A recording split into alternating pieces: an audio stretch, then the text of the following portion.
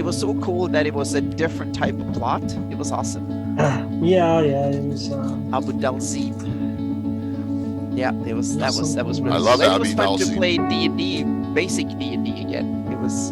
Well, the look on Carlos's face is like, when he was like, not him. Yep. he was not pleased. No, he was both pleased and not pleased at the Right. same time. He loved the game, but he was like, damn, this is kind of, yeah. It was a long time since I played. Then I played with Rob Coates down in LA when he was in LA. We played, but that was kind of just over the top 14 players or 10 or 12 or wherever it was. Everybody was kind of crazy. It was not really a real game, but it was kind of old D&D kind of thing. But this was good. Yeah, so That's always fun. yeah. And because of that game session we did, that one shot at GaryCon, me and my friends are talking about doing a regular Beckme game. See, that's awesome. You know what the title is for Sunday night? Gavin. So, you want to play old school? Uh-huh. I got a lot of people who are really interested in running old school 1E, 2E, or Beckme, or BX, or Castles and Crusades at GaryCon. So, Well, that was the fun thing the guys in the chat were telling me. What I was running was BX. I thought I was running Beckme. right, Whatever. right. Well, it's so simple. You just you use Thaco, so yeah. Yeah. Yes, I'm Rule playing. number one. Absolutely. That's awesome, Gaetano. Okay, I'm sorry if I'm sniveling a little Well, bit. my voice has got to sound different on stream. Yep, I have plenty of tea here, so I can. I've been sniveling so much. I need to hydrate. I got nothing going on this weekend except for Gavin on Sunday night, so I just, no special events, so this is a rest weekend. Oh, no game on. No, the next special's on the 9th. Saturday night special's on so the 9th. it's just a 3-stream week. Yeah, it's, only a 3-stream weekend. Yeah. Only. What's up, Mr. Joe? What's up there? Adam, what's up there? 49 Phantom, what's going on? We're back from GaryCon. Ill, but back from GaryCon. Did anyone else feel just a little bit of sadness when they got home and realized I they did. were leaving? Yeah, I did. Yeah, I did. What's up, Romans? I did too, but I was happy to get home to see my wife and son. Right. So Yeah, but it's a whole week for me. That was. yeah, you were there longer than I was, huh? Yeah, well, yeah, from Saturday to Monday. So the convention was a week, and he was over. It was like a 10-day trip. So it was the longest convention I've had in 10 years. Gitano, not this week. What's up, Patrick? I got your goodie box and some modules, so thank you so very much. Just note that yeah, I got through a lot of there's a lot coming on there content wise this month, so this is gonna be a ramp up week. Yeah, and it's not just empty here, it's under the weather. I mean, I've done 2 COVID tests, have been negative both. It's just a bad head cold I got. But the con crud. Yeah, I think we got the same one.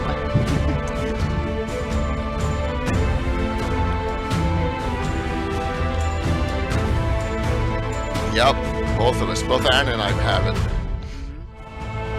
Yeah, but this was my worst con crud I think I've had. Yeah. I had one severe one after Vietnam some years ago. And Hey, Rocks, good to see it. It is definitely con crud. Yep.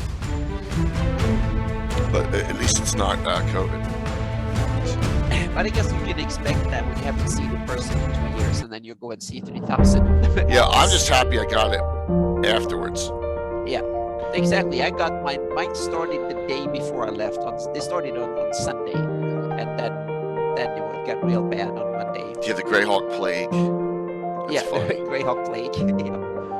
So I had it so bad yesterday. I got home Monday, and I'm like, I am not working tomorrow. I'm taking a PTO day. Yeah, and it was the worst for me was when I got home with the shot from LAX. It ended up down at the gate, and I didn't have my gate code, so I had to take my suitcase and walk with it up the street, and it's kind of a steep hill up. But okay, I was like, okay, I've gone 2,000 miles. I can walk 500 yards, 300 or something like that up the hill. So that was kind of funny. It was this last irony, so I really felt that when I was home, I really done my journey, so to speak. Let me do some shout out tests, make sure it's still working. There we go, good. I'm excited about tomorrow night's adventure too. Get these inspirations. Yeah, what can you tell us about the adventure? It's Gamescape 3D giveaway tomorrow night, by the way. We'll have a one Reaper, but we'll do Gamescape's main one. They are cranking out the material for us. Unbelievable. I mean, I got like 7 new buildings, ruins mostly, on the table for tomorrow night. Some of them literally just were released. They're sending us pre-releases now, which is awesome. So, it's really cool. Plus the big Troller Games announcement. So, hopefully everyone's doing well. And you caught some of our 4 streams from GaryCon. Yeah, that was a lot of fun to make those streams. It was great. I felt like MacGyver, the MacGyver of streaming. Yeah, you really had to kind of puzzle it together on the fly. Especially a fantasy mapping show. I'm holding one of my little. When I had to stand up, yeah, I was sitting behind the projector. It was so high that I couldn't see half the audience. Yeah, when I was sitting there, so I felt the need to stand up. It worked. Yep. It worked.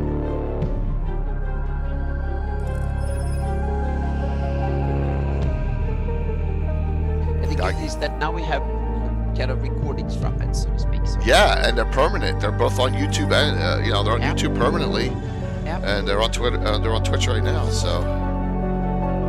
Oh, we have some new shields for today too. Some, just some. Yeah, there are a couple. Yeah.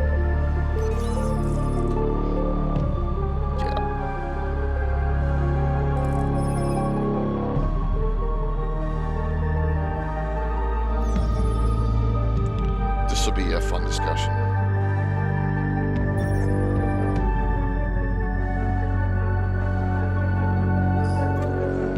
Lots of new stuff.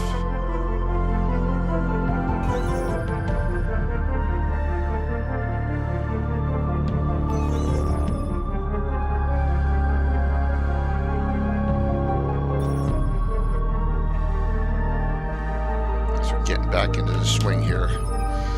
Yeah, it was so many Greyhawk fans and people who are interested. So many in the community.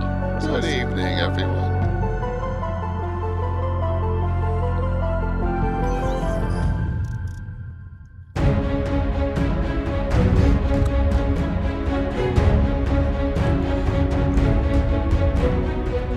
We'll come on a minute or two early so we can talk some quickie stuff regarding GaryCon. While I can talk.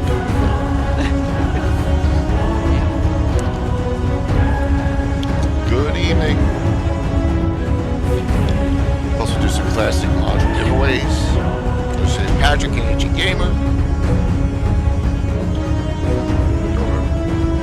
Schedule for the week.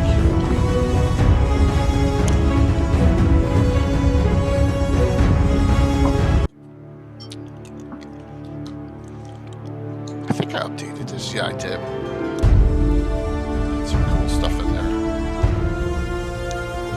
If you haven't seen all the new Heraldry, I don't think we can show you all the new Heraldry in one evening or so much, right, Anna?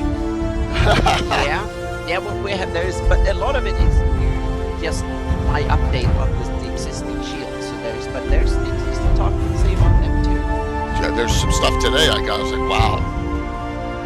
So, and there's too many of them to like put them in any order. I just put them in the scroller alphabetically.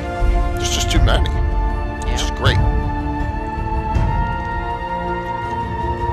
So be ready for a fun discussion.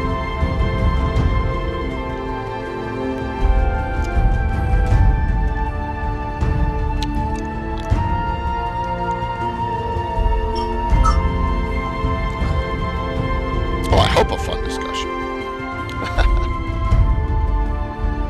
A lot of Heraldry out there in the chat room.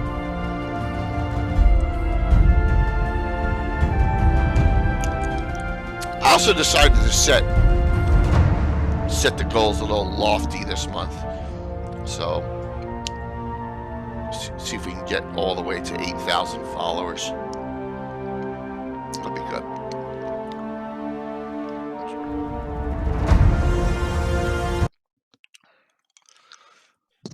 Good evening, everyone. So you have to forgive me and Anna a little bit. We both Yep. are inflicted with the con crud. Yep. A little bit. So welcome, J.K. Lorgazumba, Anna B. Meyer, Greyhawk Mike Bridges, all back from Gary Con. Mm-hmm. If you caught our Legends and Lore seminar, which we did from a very small conference room, well, it's like not a small conference room, but it was small for 25 to 30 people. I think the acoustics on the small room was better than the big room that you guys had for the map show. That's true. I think so too. It was more like sitting in a real good conference room and talk to each other. That's a Yeah. good point, Mike. Mm-hmm. But the best acoustics we had was in the club, the Geneva Club, where we just Yeah, sat down at that was table and just chatted. There was only 4 or 5 people at the time. Yeah. Maybe 6. Yeah. And there's a fire brewing, cooking in the background, and that was really awesome. So, but we're back from Gary Con. We're gonna have starting back off regular content. So I have Anna's like heraldry. There's too much to even like. I didn't know what order to put in. I just put it in alphabetical. All of Anna's. Mine are in the upper left-hand corner with some of Anna's mixed in, but we can go over a bunch of them. But first, I wanted to do this. I haven't even looked through this yet. Oh, there you go. Okay. You got diamond swag. Well, Yep. So, and I got my Platinum swag. very important gamer badge. So, yay. Mike, did you get one of these? DMing? You got the DMing Game Master Oh, shirt. Zero you're swag, Jay. Oh. I had to buy merch. Yeah, exactly. You got all the whole from there, so to speak. All I right, let's got see what my we got cool here. thing from Mike, Hey, Mike. and hang on a second. I need to. It's not Let's see here. what we I'll got go here. get it in a minute here. So yeah. I Oh, have I can't plenty of even- Gary Con shirts anyways. Something's going on here. There we go. So let me just pull some of this stuff out. I have no idea. I got one Troller game book, some other stuff. What the heck's that? Some cool things here. All right. Let's see what we got here. At Day of Alec Bar. Oh. Yes. How much was that? 30 something. That's not bad at all, dude. Where'd you get that from? I don't know what this is. That I hate to- was the one that was not Noble Knight. I think this is something from Wormwood Gaming. Mhm. That's a good deal. All right. So, notebook. All right. Is that the notebook with?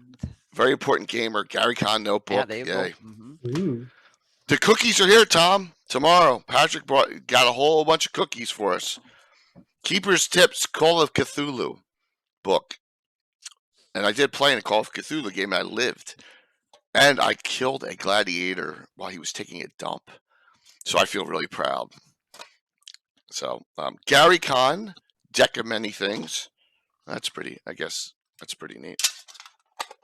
I don't know. A lot of this is ad stuff. Let's see what we got here. Dungeon Call The deck of many Classics. things was $50. People of the Pit. Dungeon Call Classics. Emerald Enchanter. Dungeon Call Classics.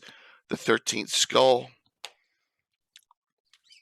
Penny Dragon Games. Mag of Holding. Okay. Dungeon Crawl Classics Against the Atomic Overlord. Oh!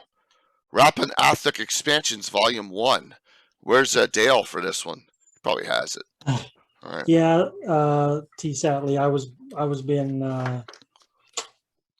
That was sarcasm. I know where it's at. I was just salty because I got bumped from the Grand Geneva. Yeah, and to be honest, I didn't get that club membership free. I paid for it. It was worth it too to stream there. It was worth it. Okay. Nights at the dinner table. All right. Monsters and Treasures they aired. Castles and Crusades. All right, so that came in there. Now, this is the cool stuff. That's all cool. Wormwood Gaming. Let's see what's in here. I don't even know what's in here. It's a wooden Swallow box that. in a wooden box. All right, so it's a box. It's a dice holder. All right. Okay. Oh wow, it's magnetic. Dice No roller. dice in it. No dice in it. No. This box is. Let me see about this one. Now, this is even bigger. Wormwood Gaming. Let's see what's in here. I don't think there's dice in here either. Oh, it's a dice roller box or something. That's weird. And then a whipping leather strap from them too, because it's got their symbol on it. So I don't know. There you go. Swag bag. Now I can go. Now I can. Yeah. Oh, look at that blue box is coming in. Look at that timing. Awesome. Great. And my shout outs are working, and my voice isn't. Isn't that wonderful? Yeah. Thanks, Evie. Thank you, crew. Thank you, Blue Box. Thank you so very much. Heart of Adventure. Thank you. Really appreciate it. And we're gonna talk heraldry tonight. I'm just going. Hey, Fraley.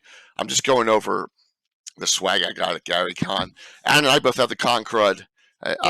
So just note that my voice is terrible right now, and that we're doing our best here. Finally back for a week, only three streams this week. Game tomorrow night. Really looking forward to it. I'll talk to it later. And a really cool Gavin, which I got the idea from multiple people, in particular DM Dave from Guild Superior. After he played in my game at GaryCon, and that's how I got the idea for Sunday's Gavin. And then multiple announcements, multiple special events, games coming this month, multiple ones, and Ned Greenwood Gavin coming up this month, and also we're gonna try and get some special guests on that we met at GaryCon. All right, so Anna, you can talk now because I'm done. Talk about point A to point B, how we got where we are now. They're scrolling through. These are all Anna makes. A lot of them are her campaign, made from the legendary glossography, right? Exactly. The cool thing is that heraldry has really been with the setting from its conception, and I just love it so much. It's been in every product. There has been wonderful heraldry added, and some of them you can doubt the quality at times because they took some clip art at the time that was maybe not the best in the world, but the intention was there. And you have to remember, this is 40 years ago, and the graphics, meaning this is before desktop publishing and before a lot of the budgets were small originally. So and some of the heraldry were probably even older and been around for a bit. So I must say that I think it's an integral part of the setting and has been since the early days. And I think it's kind of cool to continue the tradition of developing heraldry. And it's been there. Look at the Living Greyhawk campaign that greatly expanded the library of heraldry for the setting too. So it's definitely not been there. And just like the Darlene map, I think that Greyhawk was well mapped and had lots of awesome heraldry from the get-go. So I think it's kind of cool to try and keep that tradition and expand upon it. Josh is busting my balls already in chat. First off, I'm not a vampire, so I get con crud. Yep. Yeah. Mm-hmm. Hey, That's Kat, good good to see you. Good to see you on.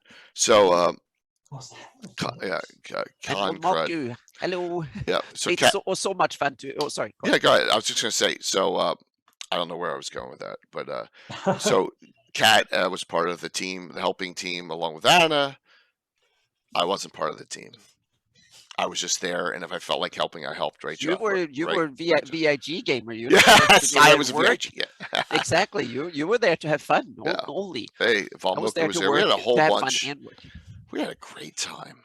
Mm-hmm. But back to the real life of Greyhawk Gaming here. But a Dead and Glow Cat will be playing in one of those special games this month. Ooh. Yes, along with Stella Luna, Hmm. will make her return. It's going to be fun. We're going to have a blast this month. I'm telling you, great stuff. Well, thank you, Josh. Oh, that was really kind of you. You helped. I helped. So,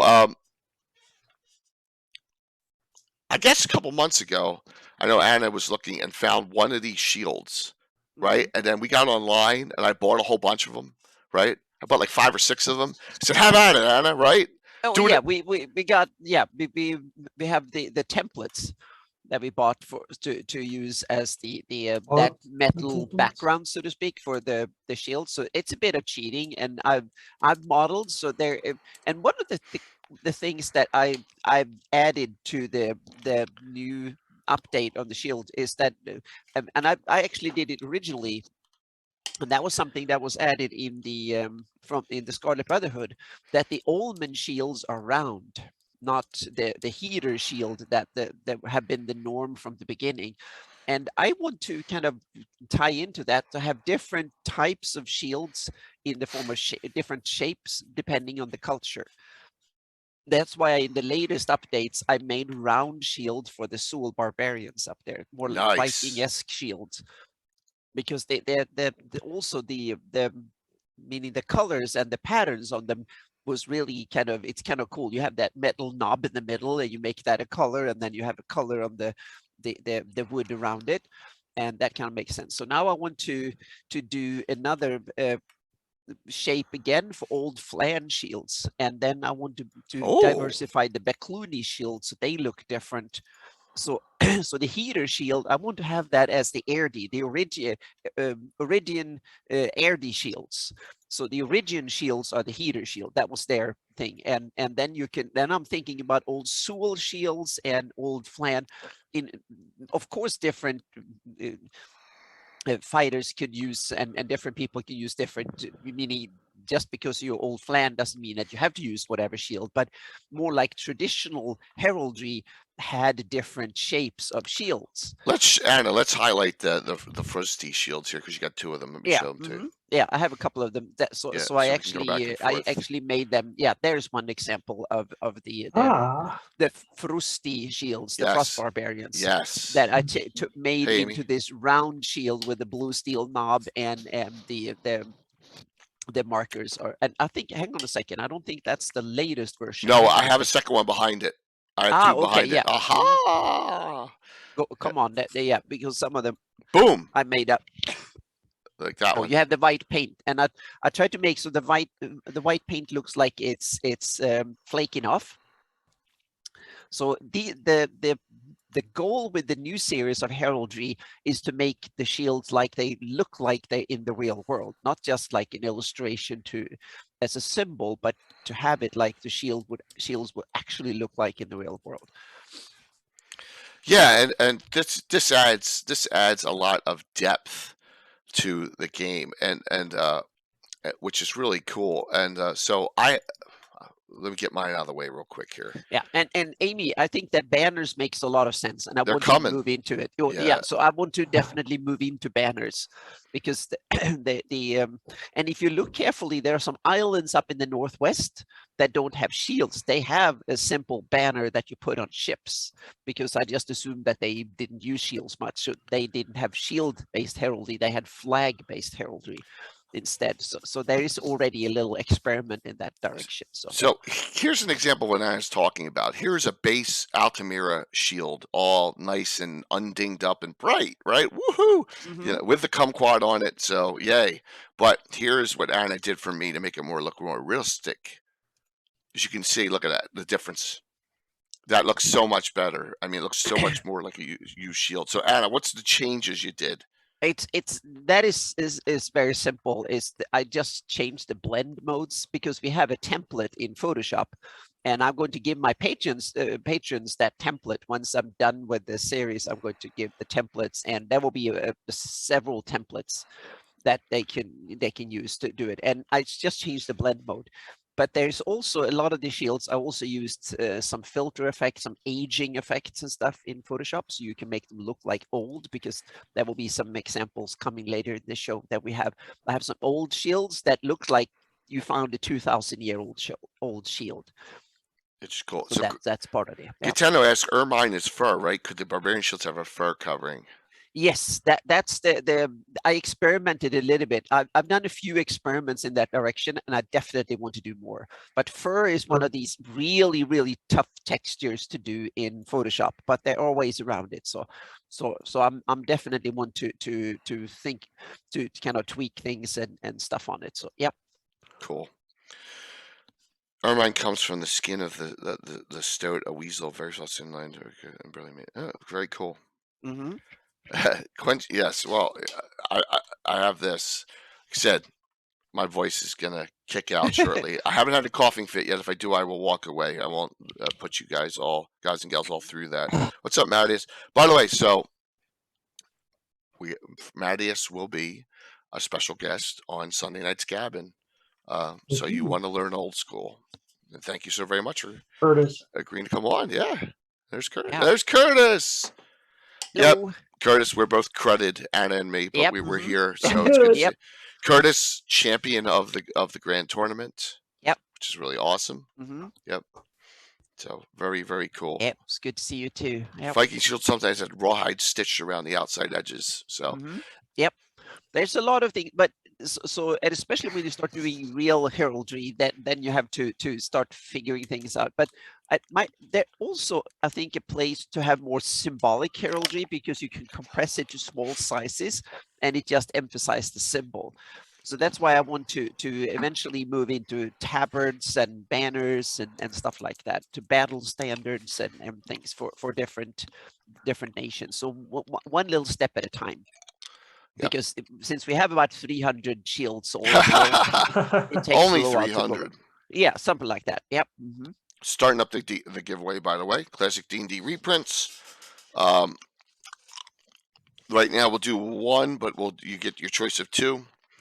So get your choice of either one of these, Adventure Begins with Treasures, and one of these for some classics: Close Tower, Salt Marsh, White Plume Mountain, and Against the Giants. There you go. All right. Nice. Yeah. So that's what we'll do for now. Always cool. And we'll see where it goes from there. So Oh, look at that. She lands. So your Shieldland stuff Mhm. is really we showed some of them on a Yeah, previous. take an example. Take the Walworth. Yep. That is a good example of how I constructed my kind of new heraldry, and we'll be a little bit all over the place on this Is one. it Shieldlands Walworth or under Walworth? No, it's under Walworth. I think. Yeah. You And want first you have Walworth, the Walworth old. 250 Start with- old? Okay. Yeah, take the old first. Walworth old. There we go. Yeah. So this is and this is my attempt to. It's my design first and foremost, and it's also my attempt to age it, because this is a shield that is like 600 years old, or 500 something. It's probably something from the year 100 to 150 or something like that. So if you find it, it will be probably a magical shield that is like 500 years old. So it looks like a bit battered and it's seen better days. Yeah, it's cool. And it's kind of interesting. So this is a little bit of how I think when I do heraldry. So first of all, in the background there's three things. You have the red color of the Ferrond, and you have the blue color of the Great Kingdom. And the red color of Ferrond is in the west, and the blue color is in the east. And you have the Heraldry star at the top, meaning it's loyalty to Heraldry and the Great Kingdom. The bottom white is the Walworth symbol, meaning from Admundfort, the walls of Admundfort, and that ties into that shield of the Walworth family, and that eventually became the white color of Shieldland many years later, so to speak. And the chain is simply a symbol that Walworth and the Walworth Island, Admundfort, were the part that connected the western and the eastern part of the empire, so to speak.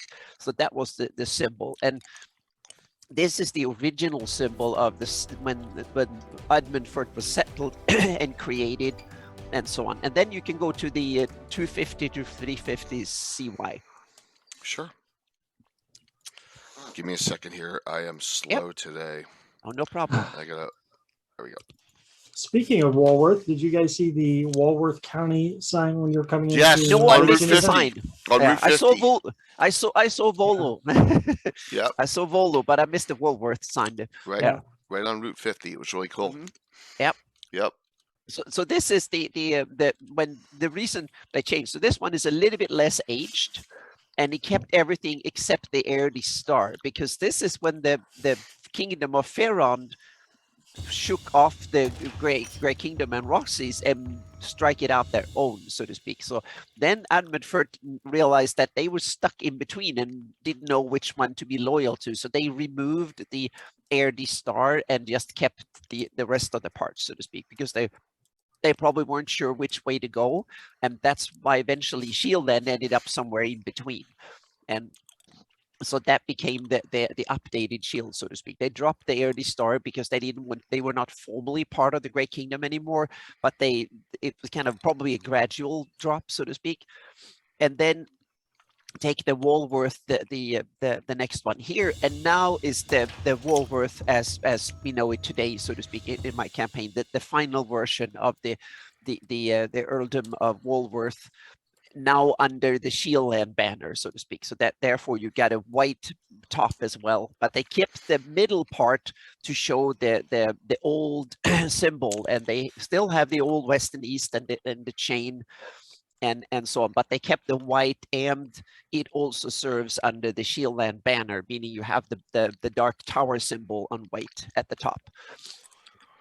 I love how there's bleed on it a little bit. See it? Oh yeah, it can't be perfect. You have to you have to be kind of it's supposed to look like a real shield. So whoever painted it, it's not a perfect work of art. It's an instrument of war. So someone used a template and painted it on or something, or that they banged it on. So it's a little bit imperfections here and there to make it. But this is a little bit how I try to do heraldry. It needs to tie into the setting. It should tell the story. It should kind of, yeah, and also I love to develop heraldry that evolve over time, and it needs to tie into other parts of the setting. So this is, I think, one of the best examples of how I try to do heraldry that ties into it. Anna, when do you have time to think about the history behind heraldry? When I sit and do maps, yeah. Oh wow. Yeah. Yeah.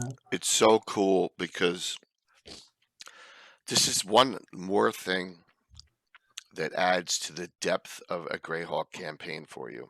Yeah, I think so. Yeah. You know, 100%, Anna. Absolutely. It really just takes it to another level. It just makes it the cool factor. So let's do the cool factor on. Let me just put these away here. Always go back to that as the main one. Let's do a cool factor on this, because you just sent the latest the Night Protectors one, right? Oh yes, we have Night Protectors from oldest to There's the old one. to old. Yeah, exactly. This is the Night Protectors from the Sword and Fist 3rd edition, the Sword and Fist book from 3rd edition. There was a prestige class. I just need to give Minnie some treats. So there we go. In 3rd edition, there was Sword and Fist. It was prestige classes for warriors and paladins and stuff, if I remember correctly. And there was a Night Protectors prestige class. And I think it was Wayne Reynolds. I'm not sure, but some had made this shield design in illustrating the class. Probably sketchy looking. Yeah, kind of sketchy looking. So I took that design and made this shield, and the colors I took from the oh, hang on a second here. I need to. Sorry, I'm talking with Eric Boyd and Okay. Eric Mengi Yeah. and Ed Greenwood on Discord right now, so I'm multitasking in a bad way about the next show. So, you know, I said, guys, I'm live right now. That's funny. Yeah, outside. Why now? Outside Greyhawk, that was the now I need to get my map up here. Hang on a second here. have conquered. That's why I'm. So We all you're yes. telling us where you got the green from? Yeah, that both the colors come from an idea I have, and that's I'm just gonna go in here, so I'm not So talking what year out are of we my head talking here. about with this? This is probably what I think is the early days of the Great Kingdom, or maybe even before the Great Kingdom is founded. So this is somewhere around year 0, maybe year Wow. minus 52, but in the foundation of the Great Kingdom. And there's some stories to it that is kind of cool. So I took the ideas for the colors I took from Lord Robilar, because he has a yellow shield with a green dragon on it. And I kind of took so bear with me a little bit. So there is Yeah. it's an interesting thing. So what I did, uh, I took that design from the sword and fist, and then I took the colors of the Robilar keep. And there is a story, I forgot where it came from now, but a few weeks ago, when I did the shield, I read the story that there was a monster back in Legends of AirD. Yeah, Yep. exactly. In Legends of early AirD, that the one of the Night Close. Protectors, how it became, they slew some dragon creature at a village, and that one of the first kings, or king of over kings, actually then made them Night Protectors.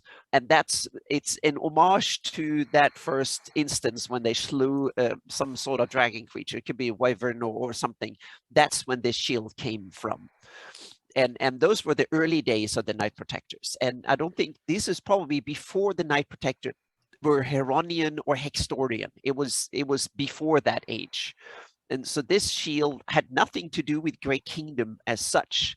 It was commemorating that issue and that time, so to speak. And I simply assumed then, when I read that after reading the story, that Lord Robilar, who was AirD by heritage, he took that story to heart and made a cooler version of that with a proper big dragon, so to speak, in order to tie it in. That's just my interpretation of it, so to speak. Interestingly, the shield that's on the here from the 83 box set, Yep. it says Sir Robilar. Yeah, Yep. exactly. Sir Robilar. Ah, Sir. And that's also on Yep. Kathir's map. It's one of the locations Ooh. that he docks Yep. his keep. Yeah. Yep. So So that was the and now then we come to the next version, and that is this design that I didn't like to begin with, and this is Living Greyhawk design. And at first I didn't like it one bit, but then I fiddle around with it myself in a new version, and then I begin to like it. It grew on me, and this is the next step when the Night Protectors became the Night Protectors of Great Kingdom. Not only a small order in a few honorary knights, it became a knightly order under the Great Kingdom. And that's when the Heronian and Hextorians came in, and that was during the Nasran range, or his reign, when Nasran. So we're talking 200-300s or 100 or something like that. I forgot, but in the heydays of the empire. So they used the Crandon, because he was a Crandon. So they used the Crandon black to show that it was the Crandon Overking back then, and they were the Heronians and the Hextorians. And they used that shield. And this is a Living Greyhawk design that I just tweaked a little bit. I instead of having one little simple arrow, I made 3 arrows, so they look a little bit more substantive. And I also elaborated a bit more on the axe on the left, so to speak. and then we have a third design, brand new, that has the new one, so to speak, and that is a Brian Bloomcloth's design that I really like. And that is the let's see, there we go. And this is in my campaign, this is the final version. I love this. After awesome so after looking. when the Crandon were no longer there, and they wanted to make the Night Protectors truly an imperial order, so to speak. It was no longer the Awesome. Overking's order. It was an order of the empire. fully Order of the Empire, and they probably started to have problems with the Heronians who escaped and took off to the west. And when the most of the Heronians were gone, and it became more of an Hextorian order, and it was starting to decline. They wanted to uphold the glory and skip the schisms and all that and make it into. So then what they did was that they simply had a pattern of early stars and make it in. This is Brian Blomkloth's design, but I like it. So in my campaign, I keep it as the latest version of the Knight Protectors that they used all the way until the end. The bleed from the yellow into the blue to make it a greenish a bit is genius. How did you do that? It's a filter effect. It's Wow. one of these, it's one of these filters that you can do aging, because this one's supposed to look like a 50 years old or something, and Right. beaten up a little bit and stuff, and the quality might have gone down, so to speak. It's that they were probably given more as a token. You had to bribe your way in and stuff, so they might not have been that glorious at the end, so to speak. You really should Discord link this Discord right into Brian, so he'll say, "Oh wow," because his original shield was good to begin with, but this this steps it up a level. It was great. I like that design he did, so to speak. So, and I think I want to have it like it ties into the story of the knighthood, so to speak, from its early inception through its development over half a century or half a millennium, over like 500 years of time. And I think it's kind of cool to have that history told in heraldry. Absolutely. So let's go off the rails a bit and go to super bright colors. Yeah. Of Monoland and Medio. Oh yeah, these are the Almond Shields, and I wanted to tie into that their wooden center and a metal band around it, so to speak. And these came from the design is not mine. The colors are mine, but the design were in the Scarlet Brotherhood. Yep. And they were black and white round illustrations in the Scarlet Brotherhood. So I took them and colored them, and I thought that I thought that very kind of stark prime colors that stand out were probably kind of cool, and so I made them really bright colored painting on the wooden thing and then a metal frame around it, and I used that one of the templates, so to speak, and these are almond and tulip shields. I love them. I mean, just the plus they got the round shield to it, and they got they got some real nice flair to them. Really good. This one looks like a woman's face. This one here, let me see. Yep. Yeah, that's Sharbakal. Yeah, Sharbakal on the eastern side of Hepmona land. So, yep. Wonder what the significance of that one is. And the interesting thing, it's a pale face, so it might be one of the Sewell transplant into Hepmona land or something. Yeah. So there might be a story to this one too. So, yep. Sounds like it. This one has a Mexican feel to it. Yep. Yeah, and you have so I tweaked the colors and tried to go with stark prime colors that made them very stand out and visual, so to speak. So yeah, really cool. This one looks, I mean, that looks like a demon. Yeah, that's in the Amedio down in the west, so to speak, a little bit. Yeah, some demon and almost I love that symbol too. It looks fantastic. So the symbols are not my design, but the colors and the shield designs are I took the symbols from the Scarlet Brotherhood and colored them and tweaked them a bit and put them on shields. Yeah, we are here in the entire Greyhawk community. Glad to see you joining us with multiple Discords. So let me link them. There's Virtual Greyhawk Con, and here's Cannon Fire. And to go through the Greyhawk Online Discord, you go to their website. So if you're interested in checking them out, heaters are classic, but really love the. So Ron, the great thing is Anna did some wonderful, nice takeoffs on these and the Barbarian Shields are have that feel to them. Right, where they're they got the round. And wait, you see, there's a couple other new ones that just got today, which are really out there. So, like, let me see which one. So, Anna, what's Keepers? What's this one? The Keepers. That is something that I think comes from the Living Greyhawk that is up in the Thelonian Peninsula, up in the way up in. So and it's simply supposed to be white with a black dot in the middle. That's the original yeah, the original shield is just gray, light gray with a black dot. So what I did was that I just made it into a round wooden shield with a black butt in the middle, metal thing in the middle, and just light gray, almost white paint around it that is flaking off. So, okay, it's a sect up in Yeah, of exactly. It's a sect way up in the Barbarian Lands. Pelornian Peninsula. Yeah. Okay. Yeah, All I'm not really exactly sure what it comes from. So yeah. Okay. So I might See, be Anna, wrong on that. Yeah. now you're getting into where I actually have. I rarely do heraldry in my own campaign. Mainly, I'm surprised I haven't because being artistic and I've never really given it much thought.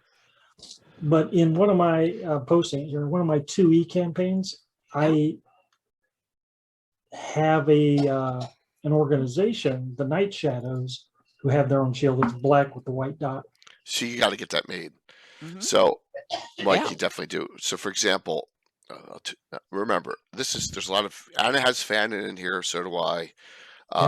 It's part of the campaign, and some of them, mine are a little more non-traditional, but that's okay, right? Oh yeah, you could, meaning for your own campaign, take it any way you want it, so to Yeah. speak. So and here you have like more fun heraldry for adventuring groups and Right. stuff, so you can go Right. overboard. But here I tried to take it in because you have those golden coins, so to speak, and I want to have that as an Erdi symbol of wealth. That's where I wanted to come, that it comes from, so to speak. So you have it, and there's some other Erdi symbols that not on this one, but there are some others that, and get to the Greyhawk shield because it is kind of. This is 2 drink minimum, by the way. This is Ed Greenwood's group, Eric Menke.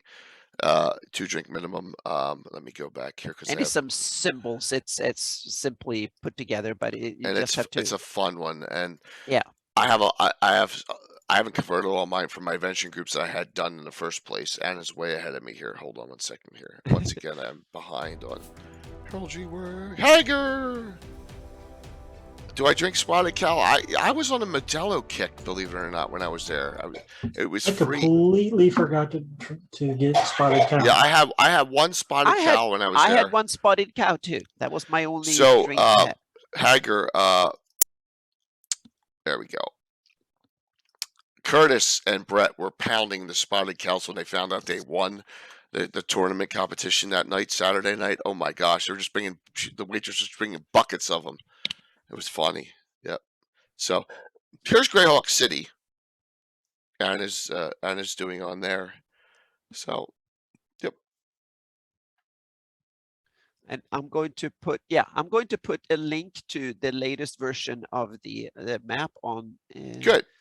On doing Easy Soon. There we go. Yeah, because now you can go around, and because a lot of these shields, not in the latest version, but in the original incarnation, is on the map, so you can kind of see. Because this shield, I use this as a template for a bunch of shields I did for ARD for my Rel Devon campaign that made it onto the map.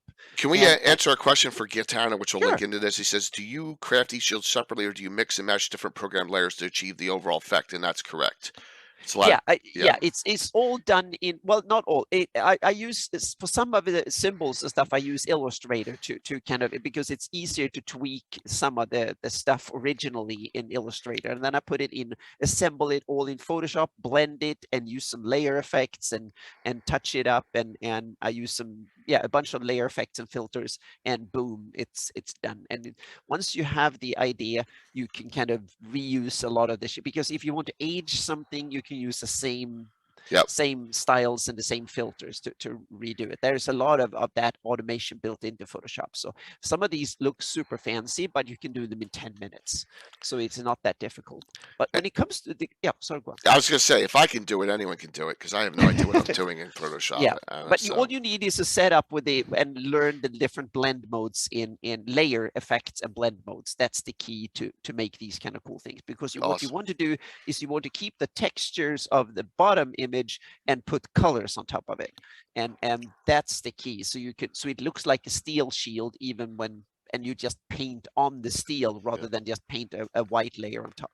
So here you want the steel to shine through, even through the gold and the white And and the bronze. You also went with this variant with no rivets. Exactly, no rivets. So it's a chain. But the cool thing with this one is, at first of all, it's the funny part is that the original Greyhawk shield in the glossography, or the 83 box set and all the other ones, had these extra things added to it. It had the crown thingy at the top with the helmet and stuff. And yeah, so we have never seen the center part of the chain. And that was fun. Yeah, so the early versions of mine, I simply didn't connect the chain. It was two chains separate. And then someone, I think it was Brian Bloomklotz, told me that, well, hang on a second. It was You Brian. need the chain. Yeah, the chain can't be broken. You need to put it together. So then Brian came with the idea, and we kind of spun it together. The idea that originally in the days of when Greyhawk was just a part of the Grey Kingdom, then it was two separate chains. And then when they became independent, they added the last chain to mean that now we are under our own roof, so to speak. And that was the symbol, so to speak. But that's something you can do whatever you want. But now, from now on, it's the symbol has the chain has. So if you see one of my early designs of this, it misses that central link in the chain. And then you have the symbol in the middle is kind of interesting. At the bottom, first you have those gold coins that I took from, and I simply assume that's an Airdrie symbol of wealth and prosperity. So that's my interpretation of it. But the middle symbol is kind of, I made it into something interesting. It's like you can see it as a castle, but I wanted to see it as the symbol, the Airdrie symbol of city, so that they use in heraldry. So I actually reused that same symbol in various versions. So if you go over to the Grey Kingdom and go to the Principality of Yalpa, and we don't have the shield. You might have it in somewhere in. All right, which one with the J? Yeah, but it's not in the new ones. It's the old ones, so to speak. The old ones. So What I am should have said. So from like it's not updated yet, is what you're saying? No, exactly. I haven't done it. But on the map, it's Principality of Yalpa. Yeah. I can find that. So I go to Greyhawk Heraldry 2019, I believe, folder. Yeah, and then you have Yalpa is Principality. It's under P. Mm-hmm. No, it's under J. J. Okay. J. It's from the Even the Undying. There it is. But the heraldry is my design. Got it. Here we are. Perfect. This is the oldest. So here I've used the same symbol, but I removed the little arrow slits and the detail because this is an older shield, so it is more simple. They kept the black because this was originally founded and became powerful during the Crandon years. So they kept the black because that was the cool color back then and the color of power. So they kept the maybe ruled by a Crandon back in the day. So they had the original shield was black, and they had the symbol white of the city in white. So there was a contrasted. But later on, this became under Darman rule. So what they did, and that's when they added the green banner on top and the Airdrie star to show that it was part of Airdrie, the Empire of Airdrie, or the Great Kingdom. So this is how I made the shield tell the story of the place. Okay. And so the Darman has the Darman green in my take, and that comes from the United Kingdom of Alyssa and Karlstrand and stuff. All those shields, most of those shields from Living Greyhawk had the green, so that's why I took the green to be the Darman green. Yeah, even the Grandwood has the green. I see right here on the old map. And a lot of these shields. So I've added that. So that's the story of Yalpa. And then I reused the same thing again in the Principality of Toric or Torish. New or old? Sure. Yeah, old. Old, okay. Let me go back to the folder. Yeah. So Toric or Torish, I'm not sure how you pronounce it. So these will be updated eventually, right? Well, exactly. I will get to them. They're just a little bit, Yalpa is very soon to be. Yeah. Mm-hmm. This one, yeah. And this one is based on the little bit of the same design. So and this is it's a city on a hill, and so that's why the bend, so to speak. So it's symbols, a city on the hill, and it's elaborate, and so it's basically the same idea. It's the Erdi city symbol and the Erdi star, and this one has two colors: the yellow in the background and the green at the bottom. And the yellow is the color of the old kingdom of Elissa, that is pre-Erdi, is the yellow one. So look at the symbol all the way from the 83 box set of the South Province is the yellow I see with it. the blue It's the front cover. boar on top of it. Right. And that was the symbol of the old old Elissa. Old Elissa actually had a green and yellow as well. So that's part of that symbol. The yellow ones. So I simply said, but okay, Torish used the yellow as a background to prove its age, meaning this one is ancient, it's built on a hill, and it's built on Darman foundations. So it was Darman merchant who built the city on a hill that is now under the Erdi rule, and it serves under Erdi. So you read heraldry symbolically, and you can read a lot into it. That's how I kind of go with try to build into heraldry, and you reuse symbols and you tweak them a little bit and stuff, because it's about to be recognizable. It's so people can cannot tell where you come from. It tells a story, it tells who you're serving, and who you're ruling, and who you are and who you've been, so to speak. That's kind of the thing. Yeah. So do we? I don't. Oh, there it is. So unless we have. Oh so yeah. here's, KLM. I love this. This has such crisp depth to it. Yeah. You know, really, really nice. So Yeah. I'll give you an example here of my tie-ins. We have Keeland, Mm-hmm.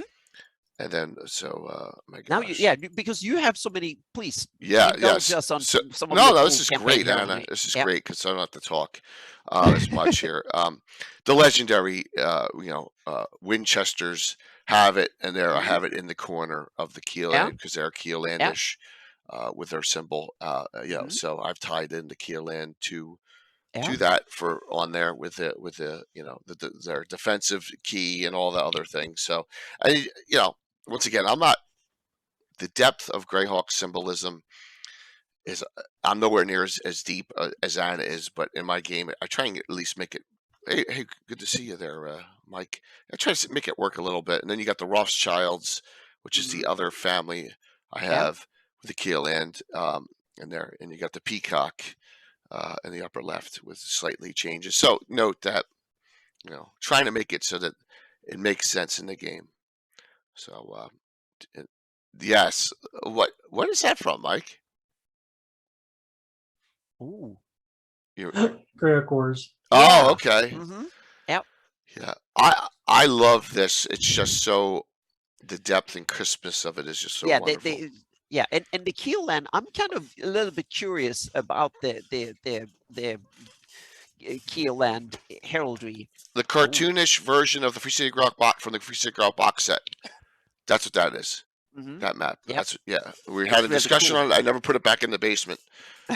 Yeah, so I just have left it up here for the time being. Yep. Yeah, and it's kind of cool because you have the Rampant Lion, that is a very common symbol in European heraldry and all along, and it's kind of and a lot of people, some people ask me way back in the day, like, does it mean that there are lions in Keeland? It doesn't have to, because Sweden and Finland has lions in its symbol, and several other European countries have lions in their heraldry, and there never been any wild lions ever, at least not in human history. So, and maybe before the last ice age, we don't know. There were European lions back like in early Roman days, but they were down in the Balkans and Greece and maybe Italy, but they were wiped out thousands of years ago. But so there never been, as far as we know, never been lions in the Nordics or up in the north. But there are several countries that have, even the Finland hockey team is the lions. So they have prominent lions on it, and the Swedish national heraldry also features lions. So I'm kind of curious to think of, is the Kiewish heraldry simply using lions as a symbol because lions are or have they actually been, or even are lions present in Keeland? When it comes to the climate, it's the southern parts are not too different from areas that we knew had lions back in the before modern times, so to speak, like southern Europe, parts of Eurasia, and parts of South Africa. So Well, it's For example, it's there's a boar yeah, on South Province. exactly. It's a boar. So there's a bunch of and I think animal symbols should be used quite richly, so to speak. I'm kind of lagging behind a bit because I did a lot of AirD heraldry that don't seem to promote it that much. I get the sense that the AirD in the Great Kingdom wants to show their urbanism, their building prowess, their urban and stuff, rather than being wild and so on. And but the Kiwish, I like the Kiwish lion, and it's kind of cool. And originally what they did was that they took a copy of the Rampant Lion, meaning that Rampant Lion that is killed and is on maybe 50 or 100 different shields in various sizes and guises in European heraldry. So, but it's still a really cool symbol, and I like it. And they've also stuck it in several other heraldry. And what they've done is that they kept it in Edgefield, for instance, have a different version. They have a lion with wings. So a hippogriff or something that is, yeah. That's in Keeland. It's in Great Kingdom. Oh, it's Great Kingdom. Okay. Yeah, Sorry. it's North Province or Yep. North Kingdom, depending on what. I love the effect of it that you put in there. So it's Was like this heraldry from the 83 box set, and who's actually Yes. designed it? A lot of it is Doc, and it's updated by Anna. Yeah, 80 and 83. Yeah, this one I think is a living Greyhawk design that came during the living Greyhawk, and I tried to use some of it. I skipped because I didn't like it at all. But this one was simple enough that you can kind of take it. So, and it's kind of a take on the mythical symbol, so to speak, and it's. Let's see. What do we have more that I? So here's some that where are they from? Is maybe from your game? What's here? Greyington. Yeah, this one is living Greyhawk design. Okay. That I just have to because the resolution was terrible and stuff, so I just have to tweak it a little bit. Where is Greyington? It's Greyington is part of the Luna. It's one of the provinces of a diocese of Greyington. It's part of Viluna, and that was I think all the provinces of Viluna are a living Greyhawk design, so to speak. Yep. So here's another one I love that Anna took some liberties with. Hardby. Yes, this one is because Brian Blumklotz realized that there was no city, no symbol. We had the Greyhawk Mariners and the Hardby Mariners, and we had the was it the Salinton Patrol or whatever it's called, and the Hardby Mariners, but we didn't have heraldry of the Hardby. Yeah, so he made this shield design. And which with the lotus flower and the black and the white. And remember that the black and the white goes with several of the shields of the area. So you have both the Safeton and Narwhal uses variants of the same colors, which I think is cool. So Brian Blumklotz kept those blue and white colors of that area that I don't think he has. I don't know exactly why, but I think it's cool to keep. There's probably some sort of historical common reference back 5, 6, 7, 800 years or something that shows these colors originally. And then you had the red lotus. But what I did, I added, because what the Hardby is known for is the Ginarchy. The throne of wood. So I took the throne of wood. So I took the throne of wood and the Ginarchy and added there's a staff on top, and there's 2 crossed wands, and there's the lotus that is ingrained in the actual throne, so to speak, and then kept the lotus flower at the bottom. So this is my version of the city of so it's again a story, so to speak, that put in. And there might very well be that I want to say Brian Blumklotz was the original city heraldry when it became a city, and then they made the throne and the Ginarchy came in, and they wanted to add their symbol and what was the symbol from their rules, so to speak, onto the shield. I love it. I just think it just is an evolution. It's a good evolution. Because I play there so much in Hardby. It's nice to have a really cool looking shield. What do you think, Mike? Sorry, I'm reading Amy's stuff. Oh, I In- know in Amy's Yeah, chat. fantastic. it's Yeah, funny. Yep. Guy Narky. I know. Gainarchy. Yep. I don't even know if I pronounced it right or not. So yeah.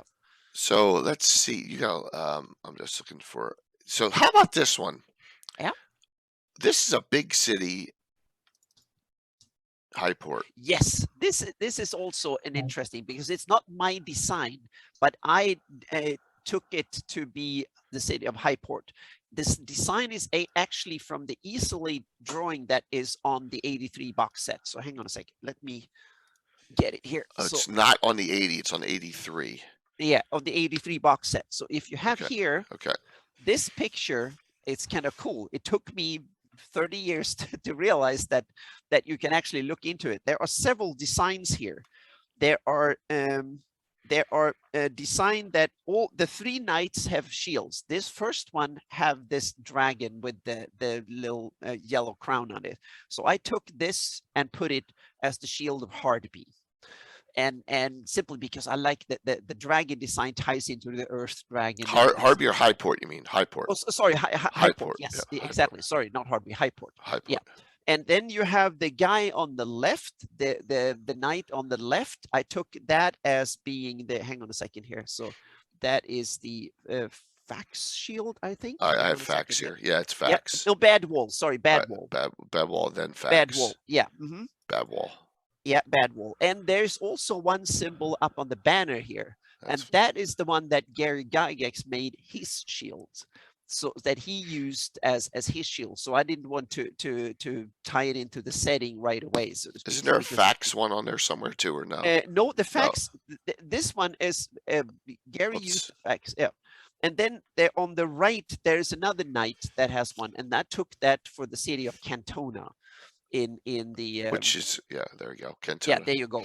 So the designs are from this one, and I think I read somewhere that someone said that these are probably knights from the Wild Coast. So that's why I took these designs from here and simply placed them in the setting. So yeah, very, very cool. So now we have some heraldry from that area done up, which we which is neat.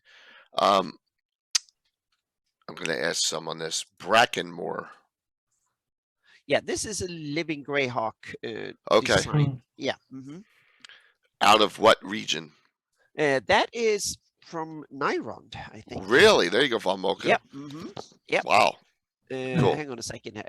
I might. Why bulls? Yeah. Why bulls, sure. Michael? Yeah, I was just asking Von Mocha if he knows. He's the Nyrond expert. Yeah. But my guess is that bulls are a symbol of strength and fertility and stuff like that. And just look at old Europe, meaning bulls were one of the early symbols back in old pagandom of strength and fertility. And look at Spain and the bullfighting and stuff. That's remnant of this bull worship culture that was back in maybe Flan had or early culture in the Flanese had another affinity for bulls and thought that it was kind of strength. And I kind of like animals were probably a very, very important bit in farmers' life and in people's life. So that's why they probably should have it in the heraldry. So it's a living Greyhawk design that I kind of just tweaked a little bit. All right. Made into it. So and the colors I'm not completely sure of, the blue and the orange. So it's something that was the living Greyhawk design. Yeah. Here are your gnarly forest Sylvanelf clans. Yeah, it's from the Ashes box set. Another thing I love a lot. Yep. Hey, can you make a so bull these shot? are from the from the Ashes box set had an extra card with the Elven clan heraldry. Yep. So you have Sherendil, and then you have Meldurin. Meldurin. Yeah, Meldurin and Fialafel. Yep. And in Lanafel. Yeah. Yep. All very cool. All done now. Another from that area, a really cool one, Pasquerel, the Pasquerel Cockatrice Riders. Yeah. Yeah. And this is not my design. I just tweaked it and made it into. So I'm not sure who did it. I think it's a part of the living Greyhawk. It's an easy one. when they added it in. And Oh, and so this in was the, not from the Free Rock box, from the ashes. oh yes, that's true. It was from the From the ashes. Stuff yeah, like exactly. It is from Mhm. the Ashes Yeah. box set. Yes, Yeah. it is. Yep. that. Another great one. Yep. All right. Let's talk. Like, you got a lot of specifics for Shield lands, right? Yep. So, And like, I've I love added a this one. bunch of them. I love this one. Oh yeah, those are the I had a bunch of ones There's for multiple crit wall ones here. mhm. So Yep. let's go crit wall oldest. There we Yeah. go.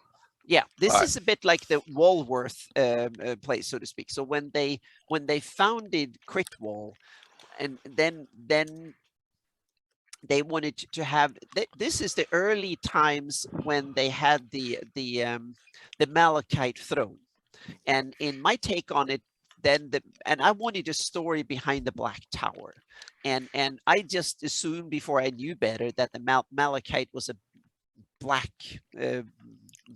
mineral, so to speak, but it's actually a green mineral. But I didn't know Mhm. better. So in my campaign, it's still black. So the Malachite throne is black, even if it's in real world, will probably be green. But so I simply say it's black Malachite, and what they did, that was in the early days of the throne, and then the black Malachite was seen as a symbol of strength and of the empire. So someone took black Malachite from the Roxy's and took it all the way to Critwall in order to show the strength and clad a bit of the tower with the black Malachite from Roxy's, and that became then the symbol, the black tower that was only partially clad. The rest they probably painted because they couldn't take as much Malachite, but there was some black Malachite, and then they painted it black in order to, because that was the cool fashionable material at the time of the founding, and this is like in the 200s or something like that, or maybe even Then you have a earlier. color change. Yeah, exactly. And then you have the color change, and this is when, because in the beginning, the city of Critwall, when it was founded, and I have it that originally it was a Flan hill fort on the hill there, that was kind of a northern port on the near Dove and the Veng River, and so you have the Ritensa and the Veng River, and it was a port city there. But then after when the originally, or then afterwards, it was taken over by the Walworth clan from Edmundford. And you remember the Walworth clan had the shield. So now there is a new design that ties into the change of allegiance. Now Critwall is not just a city under the Great Kingdom, it's a city under Walworth and the earldom of Walworth. And that's why you have the red from Ferron and the blue from the Great Kingdom. And someone simply switched out the black tower to a white tower, because now they started to realize that black Malachite was not really, all of a sudden they realized it was not a sign of strength anymore. It became a sign of weakness for a while. But the Erdi symbol is still, the Erdi star is still there, but it's smaller. So they, instead of the huge star was from the beginning, it's shrinking in because they still wanted to say, well, we still technically under there, but they're starting to make it more minuscule, so to speak. And the tower had gone from being a symbol of the Great Kingdom or anything to now be a local symbol. So it became white. And then I think there is the late, and then you have it ties in to become the shield land symbol eventually. When the Knights of the Holy Shielding were formed, Critwall got the shield land symbol that we know of today. And the Black Tower was back again, because then it kind of became the symbol of the area, because it's now been hundreds of years and no one really remembered the original story behind the Black Tower. And the Black Tower was back as a way of changing. So symbols come and go. But then this one has, I don't know if this is in order. This is the Palorian temple guards from Critwall. And this is, I took the symbol of Palor is taken from, there's been several instances in Greyhawk publications that symbol have been from Palor. And I just tweaked it a little bit. So it's the Palorian sun with the face. And then and with the black background, in order to kind of make it cool looking. And the other interesting bit is that here it's Palor above the shield land symbol, not below it. Like you remember the old Worldworth shield, the symbol of shield land was at the top, meaning the Walworth serve under the Order of the Shield. This is the Palor is above the order of the Shield. So the shield lands, so they are the guardians of the And shield there's the lands. shield land And shield. that's the It's the main shield land shield there. Yep. So Mike, think of an area you'd like to see something from, and let's see. You had there you have that's Mayaheen. The Let me go to temple Mayaheen guards real on quick. Yep. Mayaheen. Yeah, Yep, it was I gotta just go to a Crypt little Wall, quick. Mayaheen. Yep. Yeah. Yep, There you cool. go. Yep. And there you have it, that they serve under the shield lands because they're not a major temple, so to speak. So they serve neat. under it. Yeah, and you have the red and white from the shield land at the What's up, top and the Vancouver? black. So yeah. So Mike, pick somewhere. I bet you she Yeah, had. so I see Casey on. Let's dissect what is the meaning behind some of these Bandit Kingdom shields. Yeah, they are really interesting. Yep. So Anna, which of these do you have done up? Do you have? Don't have that many of the shield. I have Yorhasi And and that's Dimray, and I haven't done Stoic yet. I may have done. here's Dimry. Yeah, There you go. There's Dimry, and Dimry. It's you have the blue and yellow, and you have that kind of chevron symbol, which is kind of, I think, this is kind of classic heraldry, but it doesn't seem to tie into anything particular. Take is that it's ancient. It was probably old symbols of that area or something. I don't know. Yeah. Amy has a Well, question there- about the Mayheen. Would that be similar everywhere for Mayheen? You know, she loved where it's The sword and stuff, yes, but below. the background colors. So I would probably make the Mayaheen shield white with the sword, and that is it, so to speak. So if you just want to have Mayaheen, and this is kind of just placing the temple guards have a special shield just to show that they are temple guards in Critwall, and if they go out and adventure or go out and fight, they might sometimes, if they just want to be part of the shield land and Order of the Shield, they might use just the shield land symbol. But when they guard the Mayaheen temple, that's when they show those shields, because that gives them a special status as that. So Yeah, no, I don't see yeah. a Rook Roost in here either yet. No, right? there's a lot of them I haven't done. So if you have the old shields, then you can use them. But there are some cool one. I like the Yorhasi shield where you have the big morning star and the white and the yellow. It Is begins kind with of a cool. J, right? That is a J. That's an old one Yorhasi. though. That's not in the Yeah, new ones yet, right? Yep. Let me go to. Okay, they're not. Let me go to back one. Sorry, everyone. The crud is getting to my brain. To Greyhawk my Heraldry. throat here a little bit too. So Yeah. coffee a bit. I'm hanging in there. Yep.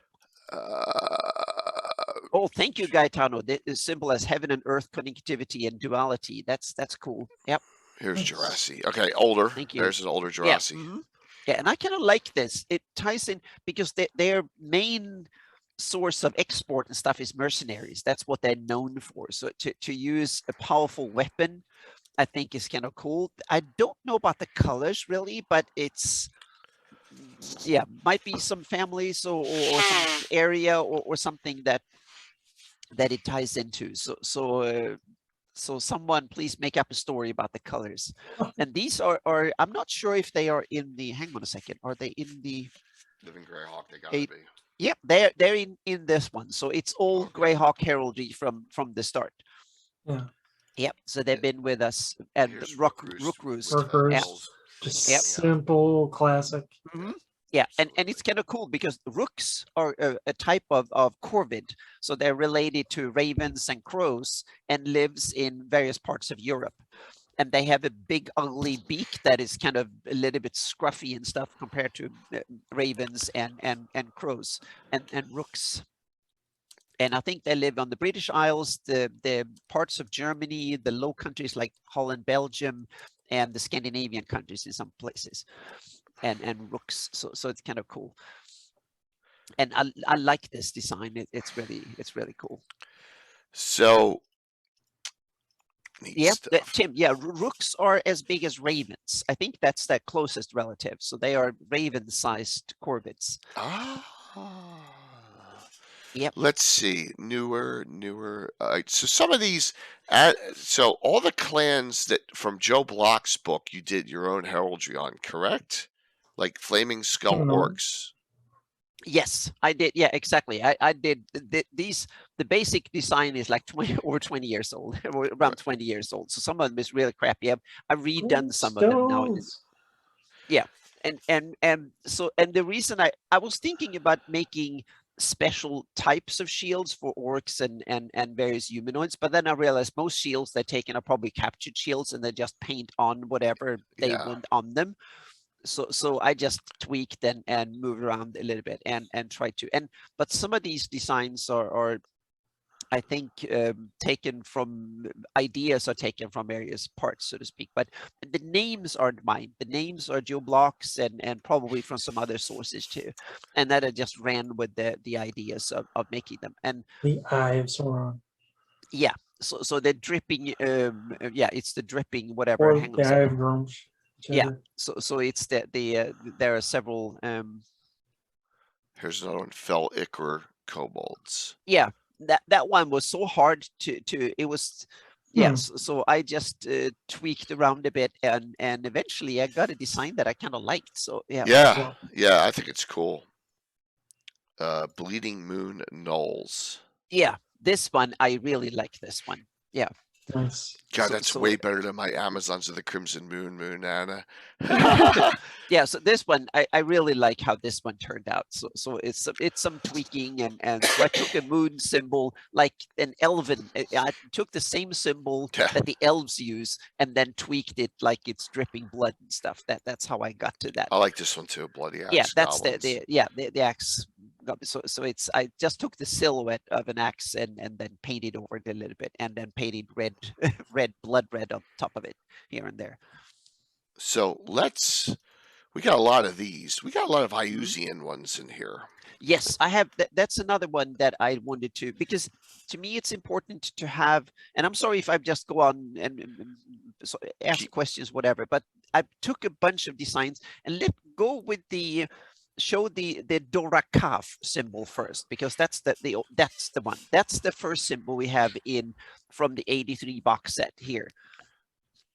We have this symbol for I use, and I call it Doraka because that's where I kept it. I kept it, and this is interesting because we have the snake that circles everything and ties onto its own tail, and then we have a triangle with a star inside it. Yep. Mm-hmm. Yep. Yeah, and we have the red behind it, so to speak. And I want to have this symbol as something from old times. That was in my story campaign. I have it that this was the heraldry of that area before I took over. So he simply just started using. He kept using the same heraldry of the area, just to continuously. He became the lord of the area, but he didn't change the heraldry. So this is what we have in the early days of before he became an empire. He was just an upstart ruler up there. And then we have the empire of Ayu's empire, and this is from the Living Greyhawk Gazetteer from 2000. And I just tweaked it a little bit and tied Not up. a fan. Yeah.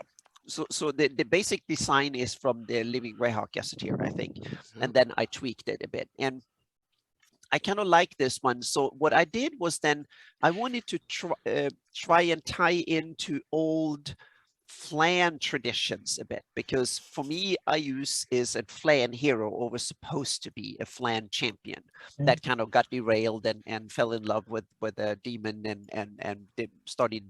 Yeah, got haywire and started going the wrong way, so to speak. And the next one in line is the Legion of Black Death.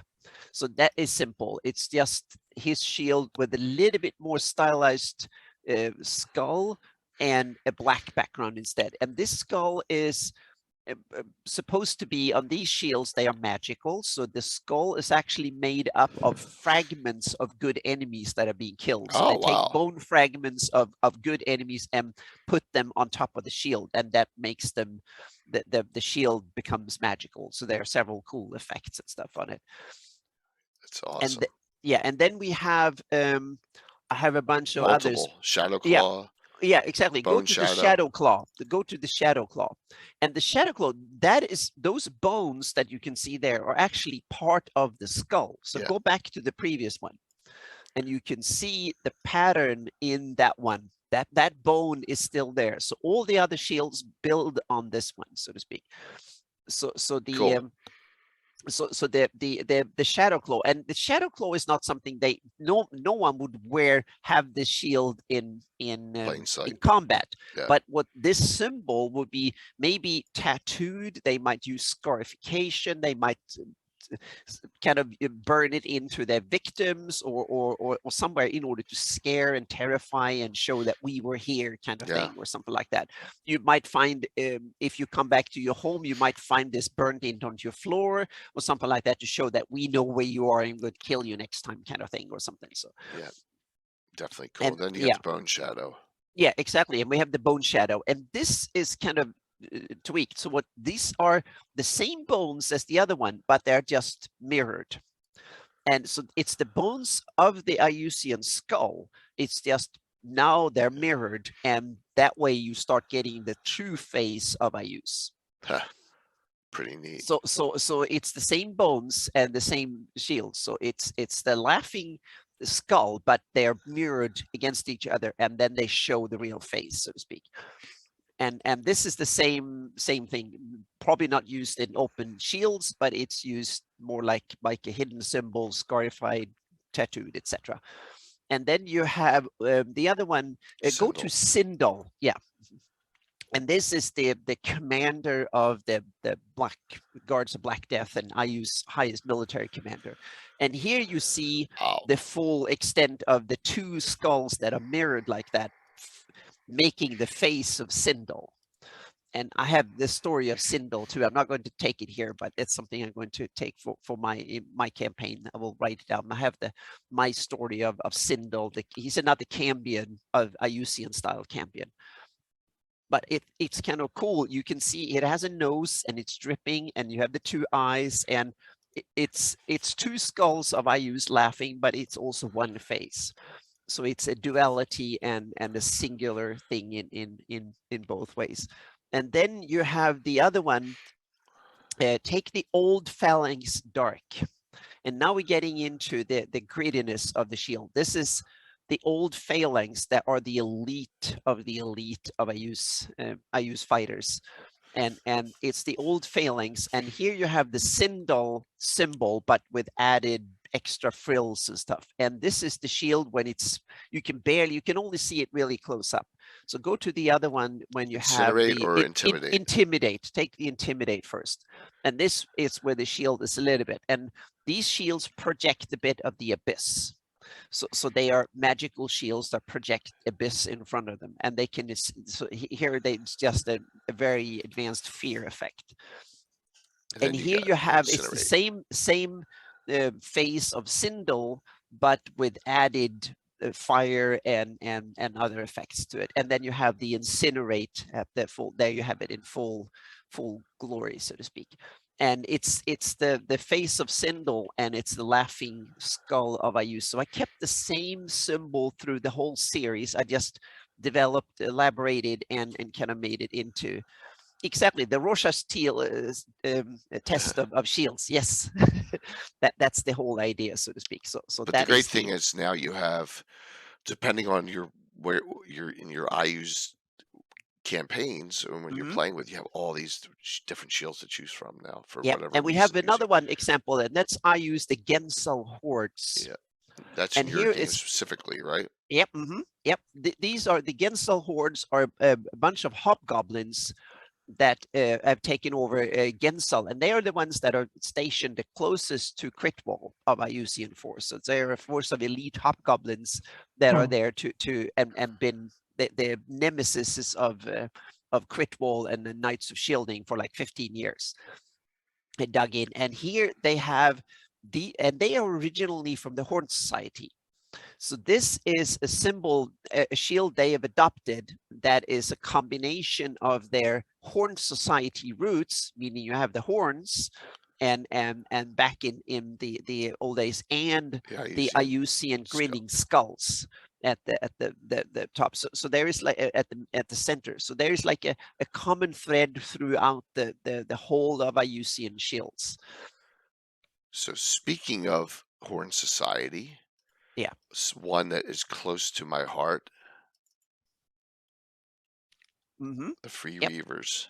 Yep. One Free little Reavers. dot of red on it. Mm-hmm. Yep. And this is my design. I take the Free Reavers, the Raven, and the Warhammer, or the Morning hang on a Star, second. Great Morning Mace. Star, thank you. Yeah, Morning. And here you have me taking a symbol that was already used. This is inspired by your Hasi. Your Hasi are the top mercenaries, and the Free Reavers wanted to tie into the tradition, so they used the same symbol as the Orhasians in that way, but they also want to have the raven as the symbol as well. Yeah, it's awesome. All right, Yeah. so let me go through a couple other of my favorites in here. So here is Furiandi. Mm-hmm. This is the Kings, right? Belvoir? Yep, this is my design. Okay. Yeah, most of it is my design, and it's basically the blue taken from originally this was an area that was under Great Kingdom rule and stuff up until the time, and it fell and by themselves, so to speak. And you have the Heronian lightning in the middle, and you also have the Ferond crown, the crown of Ferond. With Heronius inspired with the lightning bolt. Exactly. Yeah, Yes. exactly. And then I just wanted to not use straight lines, so I just did some geometric difference. But and also the Ferond crown has one spire in the middle that is sticking up, and to me that's the middle finger to Roxy's. That's awesome. In heraldry, so to speak. So it's the middle finger. Yeah, signal. Josh, we're all struggling. I'm gonna make it. I promise. Mm-hmm. Yeah, we're all yeah. Yeah, so it's a Heronius inspired, and also go to Freeborough. Okay. Oh, I saw that one. Yeah, Freeborough is my design of I Freehold. Oh, there's Freeborough. Freeborough, yeah. Mm-hmm. And this is a design that is based on this is my idea. So what I did is that I kept the blue. That seems to be a theme of the area, and probably ties into the Great Kingdom days.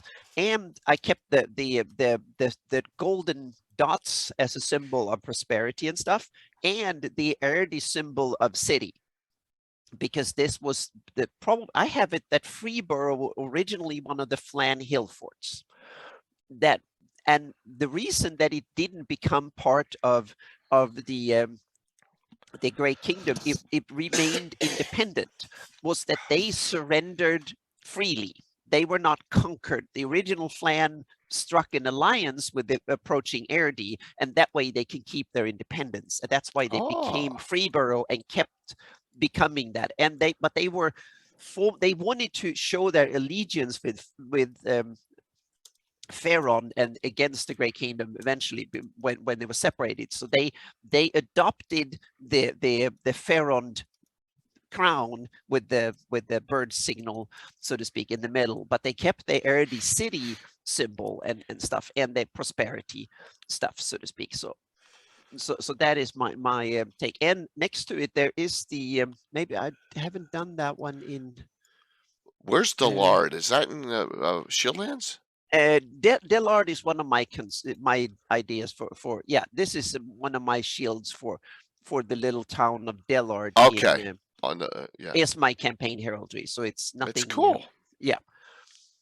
And I have Vice Royalty of Ferond. I have if you find that, you can. I don't think I've done that in the latest. Vice Royalty of Ferond. Is it under F or is it under? Hang on a second. I don't have it as V. It's the old Ferond. I don't have Ferond. I have this. Yep. There you go. Perfect. There you go. And this is my design, and here you have 3 crowns, and I took it from it's the precursor to Ferond, or Furyundi. Okay. So this is the original. So you had, and remember, this is when it was part of the Great Kingdom. So then the Pharaon was the viceroyal. This is the viceroyalty of Pharaon shield. So it's the Great Kingdom, Erdi Star, and the Great Kingdom, and Pharaon had the three crowns with the in early on, so to speak. So the symbol was already there, and the political, they put it in there even before they became independent, so to speak. So it was part of it, and it ties into the Furyundi shield. So I just used the things of the Furyundi and made an earlier version that tied into it. So it's I took elements that were already there in other shields and reconstructed a shield from. It's cool. All right, an area of Yeah. mine that I like. Let's do Yeah. that, Anna, because you did update this one. Yeah, Celine. Very nicely done. Now, very base, the purple with the green. Yeah, I want to change. I want to, on future maps in my campaign, I want to make the Elven Heraldry have a different shape of shield. I want to get away from the standard heater shield for Elven Heraldry and the old Flan Heraldry too. And so I'm working on creating an Elven shield shape of some sort. I'm not really. Now, I'm not really sure. There are some ideas, and I just want to tweak it, not much, by a little bit, to make it slightly different, so to speak. And please tell us about this design. Well, yeah, this is so Brian helped me with this initially. That's my knighthood, the Knights of the Celine Forest Knights Watch. Right? You got the tree. It's a little different. But if we're going to change the shield style, maybe I could change it with you. Have the Elven tree, yeah. Yeah, the Elven tree. And you also had the Elven and the purple in the background. Yeah, too. Absolutely, with the green. And it's just, I like what he did. I added the swords onto this one. He didn't have the swords on previously, but I added them in with the crescent moon, showing fighting prowess. Yeah, absolutely. That was the whole thing. And other weapons didn't make sense. Maybe a bow there, but I don't think I had any that were holding bows. Yeah, and you also have an Elven symbol in the moon. Yep, absolutely. In the middle, that is part of a lot of Elven heraldry. Absolutely. And then with that, on my Selenian, the color schemes I try to keep for a lot of them, the noble houses, which I haven't gotten them all done yet. But like here's Yolan's. I try to keep the color schemes the same. So this is Lady Ralta Yolan's house fix strolling in my game with the color schemes the same. And then I also love how you split it up into those three fields. And there are several shields in Greyhawk lore previously that have that that are separated that way, and both the Hawkosh shield has it from Hawkosh shield. Hawkosh, have that shield, and also the ID shield or the Neri shield also have that separated in those three fields. And Rob, you will see this one on Kafir's map because I snuck that in. And that's House Gestrul, which is Lord Gazumba's home family on that, and that is they're well known for using the Bardiche, which is a rare weapon for elves and half elves, and known for their aqueducts and fountains on their estate, and that's why we have that. Now we know who commissioned the map. Yeah. maybe. So that was kind of a cool little sneak in I got on there. Yeah.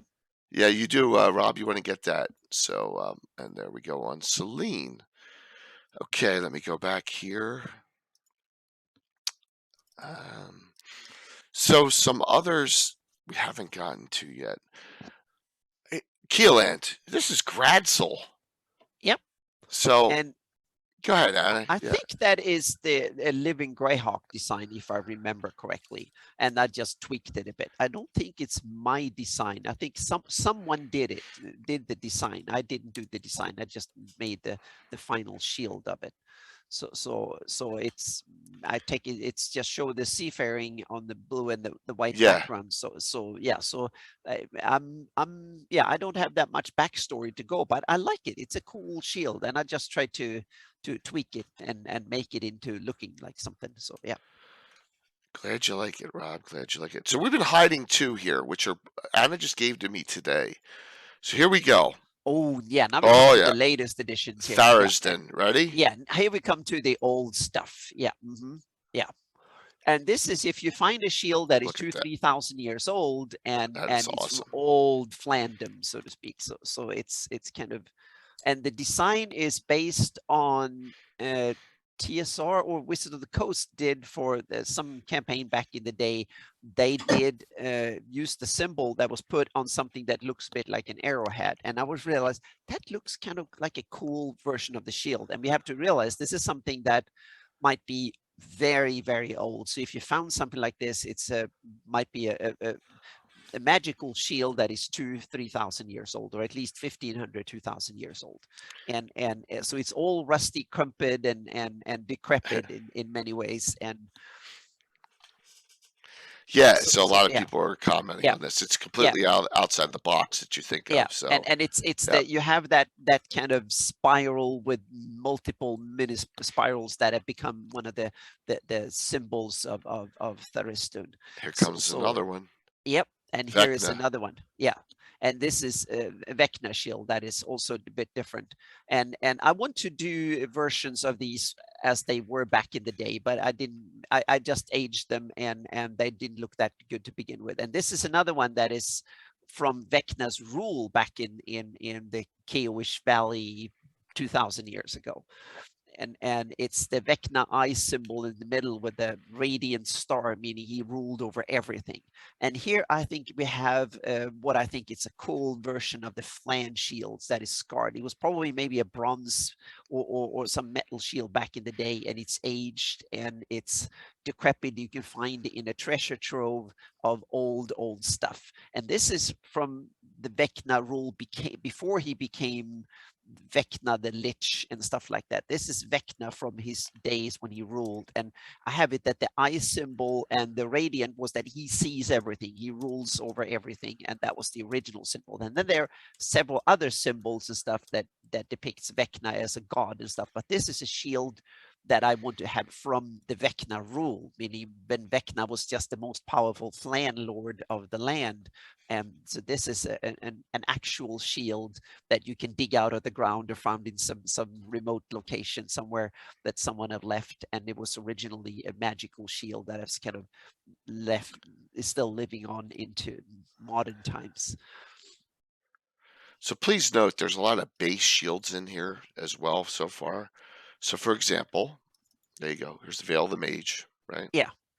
Like from there, and I like that design. I think it's really cool, the meteor design, so to speak. Perrin Land going up. Yeah, exactly. It's a meteor going up rather than down. So that might be Ket. Simple, Iron effective. Gate. Yep. This one I probably need to redo, but I haven't done it because it looks a little bit pixely and blocky. So yeah, so I'm going to see if I can redo it again. But I like the basic idea. It shows the city built on a rock, so to speak, and you have the Iron League symbol as well on it, and you also have the old Elissa yellow. So that might not necessarily mean that they are old Flan, but I think it symbolizes that they want to indicate we've been here for a long time. We've been here for thousands of years, and in the area, if you want to have old and signal that you are ancient, you've been here a long time, and you are kind of rooted in history, then you use the yellow, like Elissa, the South Province, and many others. That yellow color goes in the whole region as a color of that signal. Just like in the real world, a lot of flags have red and blue in them, and red, blue, and white seems to be go across because the British Empire and many others used versions of it. And I want to say in this area, yellow is that color of political stability, ancient rule and rooted in history, so to speak. That's why I want to say. And this is the design is from the Greyhawk from the box set, so it's been around for a long time. Let's get into Tim campaigns with the Yeah, Rovers. up in the Rovers of the Black Barrens. Horse Tribe. Yeah, these are, and I think this is the Ferrari symbol. It might be. It's the living Greyhawk designed these, and I just took them straight from there. So I think this might be the Ferrari symbol. we might be sued by Ferrari. I'm saying, and this is. I need to tweak them a little bit and make it into a little bit better. But it's the bear paw whatever tribe. So they're these tribal symbols from that living Greyhawk added these into the Rovers on some of the adventures up there. There's a couple other ones, but they're all over the place based on names. Yeah. So some of them are just, these were some of the earliest I did in the new version, because some of them are like the A and the B symbol. So I need to tweak them. I've learned a bit over the year that I've done these too. Yeah. Let's see what else you guys were winding down here. So here's a cool one. I'm a big fan of Karstein. Here's Karstein's cat. That made it to the Kefir map as well. Yeah, and it's Nice. also part of the from the Ashes box set. I think it came from there, if I remember correctly. So and it's kind of cool. Yeah, I like it that the sword piercing upwards. It's kind of So Anna, Tim needs a blood drinker tribe for his game. Oh, that's cool. Yeah. Maybe we can put you together. Yeah. Yeah, the tribal ones maybe will look great on round wooden shields as well. That's the other thing. Yeah, we need to think, because I want to start thinking old flan things and for and Dale stuff. Highlanders. Yeah, and these are my Airdie Grey Kingdom, one of my Airdie Grey Kingdom shields. So there you have the Nail-X red in the top, and then you have the blue Grey Kingdom blue at the bottom, meaning the city was founded and the Highlander principality was founded during the Grey Kingdom heyday when it was the blue symbol, but then it's ruled by the Nail-X's today, and it serves Airdie, and it's white fortification in the middle, so it tells the story of the area. So yeah. Tell me a little background on Bellport. Yeah, Bellport that's one I need to tweak a little bit, but it's the blue Grey Kingdom, the Airdie star, and it's a seaport. I didn't have anything more to go by, but this is from the original. No, it's my design from it's your design. Later. Yeah, it's my design. So yeah. There wouldn't be a bell in the Bellport? I wasn't really sure. Maybe we can put a bell in there. So this was I wanted one design for so I just added it, but it's definitely not on the better one. So it needs tweaking. So and this is this is from I think maybe it's from here, or it's from the isn't that from no, it's from the Ashes, I think. From the Ashes. It's from that. Yeah, so and this is Almorial Gold. The griffin is from Almorial Gold symbol, and then I tweaked it a bit, and so the base griffin is from Almorial Gold, which is kind of cool. If you want a whole bunch of you can go to Almorial Gold and you can purchase a zip file with thousands of heraldic images and stuff. So because Wayne Damwaiter said, I remember the old character sheets always had a box with the character portrait. You draw a shield with heraldry emblem instead. It was easier to draw because for us who couldn't draw faces. Yep, that's a good point. You got all the dwarves of that area, Caracast and those in here, Gray's Mirror. Right? Yeah, they were also from the Ashes box set. Yep. So they are part of that. So I just redid them now in a little bit better design, but I like this one. Cool. And those two, So they are added in. So I just tweaked them a little bit. And so the Iron Lake has its own symbol. Because that's because I just wanted to acknowledge it, and I also wanted to do, because I want the Iron League to come back in slightly new, improved shape in my campaign for future. So that's why I made an Iron League shield, just almost like a crosshair. Yeah. Yep. Yeah. Glad to see that added. Oh, here's Hawkcock you were talking about. Yeah, exactly. That's the one. And And that Nice. is one that I'm not sure which product it came, but it's it's something that came up. Mike Schley did a cool map of Hokoch, and this heraldry was on there, this design, and I just tweaked it a little bit and stuff. So we have we have the griffin, and we have the tower, and the tower is a very common reoccurring theme Yeah. in Greyhawk heraldry from many different places and stuff. So tower seems to be important in many different styles and whatnot. So Where is this one? Where's Greenkeep? Greenkeep is from the hang on a second, the Fellreeve Really? forest. Fellreeve. Yep. Okay. So, and I think that was something that was added in the Living Greyhawk. There was some there are some resistance fighters to IUs that are ganged up in, and they're holding out in the Fellreeve forest, and defenders of Greenkeep at Fort Hendricks, and this was part of the Sorry. for Living Greyhawk. So yeah. Berghoff. Yeah, Berghoff. The design is from one of the adventures. I forgot which one that was set down in the Sea Princess. Oh, there's our colors first on Sea mine. Princess one there, Mike. Yep. The gauntlet. Yeah. Or- That's it. Yes, the Sentinel Yeah, on the Gauntlet. exactly. Yeah. It was is one of those adventures. So I colored it, but the design was in the adventure. So I tweaked it a bit and colored it and put it in. And so the colors are my mistake, so to speak. But yeah. There you go. Well, at least we got some Sea Princess ones there. Yeah. The Sea Princess tend to not have a lot of heraldry. Yeah, but I added a few. We have hang on a second. We have in the Sea Princess, we have the Sea Princess design itself that I just tweaked a little bit, and it's been since I think it's in here, if I remember correctly. Yeah, okay, the older one, it's not updated yet. Yep. Yeah, but I added How's Narisban? Hokar is in there, I think, but it got Hokar. Oh yeah, wow. It got banned from Hokar. That is a design from the Living Greyhawk campaign that I should have. For some reason, it disappeared from the map. I need to. Oh, I forgot. Damn, we need to make sure we add it in on the next map again. And then we have there's some other design from. Hang on a second. Who gave that to me? Someone gave from Sibaret or Ziber. A design. Who gave that to me? Was someone who gave it? Was it you, Mike? No. What's Not it? you? What's it never done begin with? heraldry. What letter? S. It's the old design, and I might not have put it Oh, in. not yet. No, not I yet. haven't done it yet, but Okay.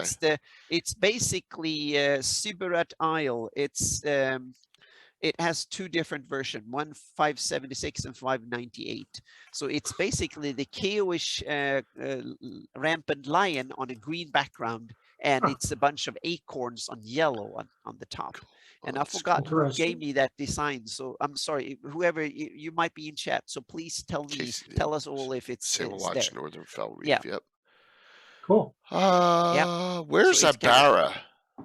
Abara is in the Black Bandit Kingdoms. There you go. There's another one, Yeah, Casey. and it's a Living Greyhawk design, if I remember correctly. So, Okay. Sounds so like cool. they're friendly to use. Yeah. That's a cool There's one. a lot of very complicated heraldry, and some of it is cool. I just cleaned it up a bit because it looked kind of a little bit difficult. So I kind of but there are some cool ones, and also Wheatfield is in the Bandit Kingdom, and the Wheatfield is kind of cool because it's very similar to Hamlet and Verbobonk.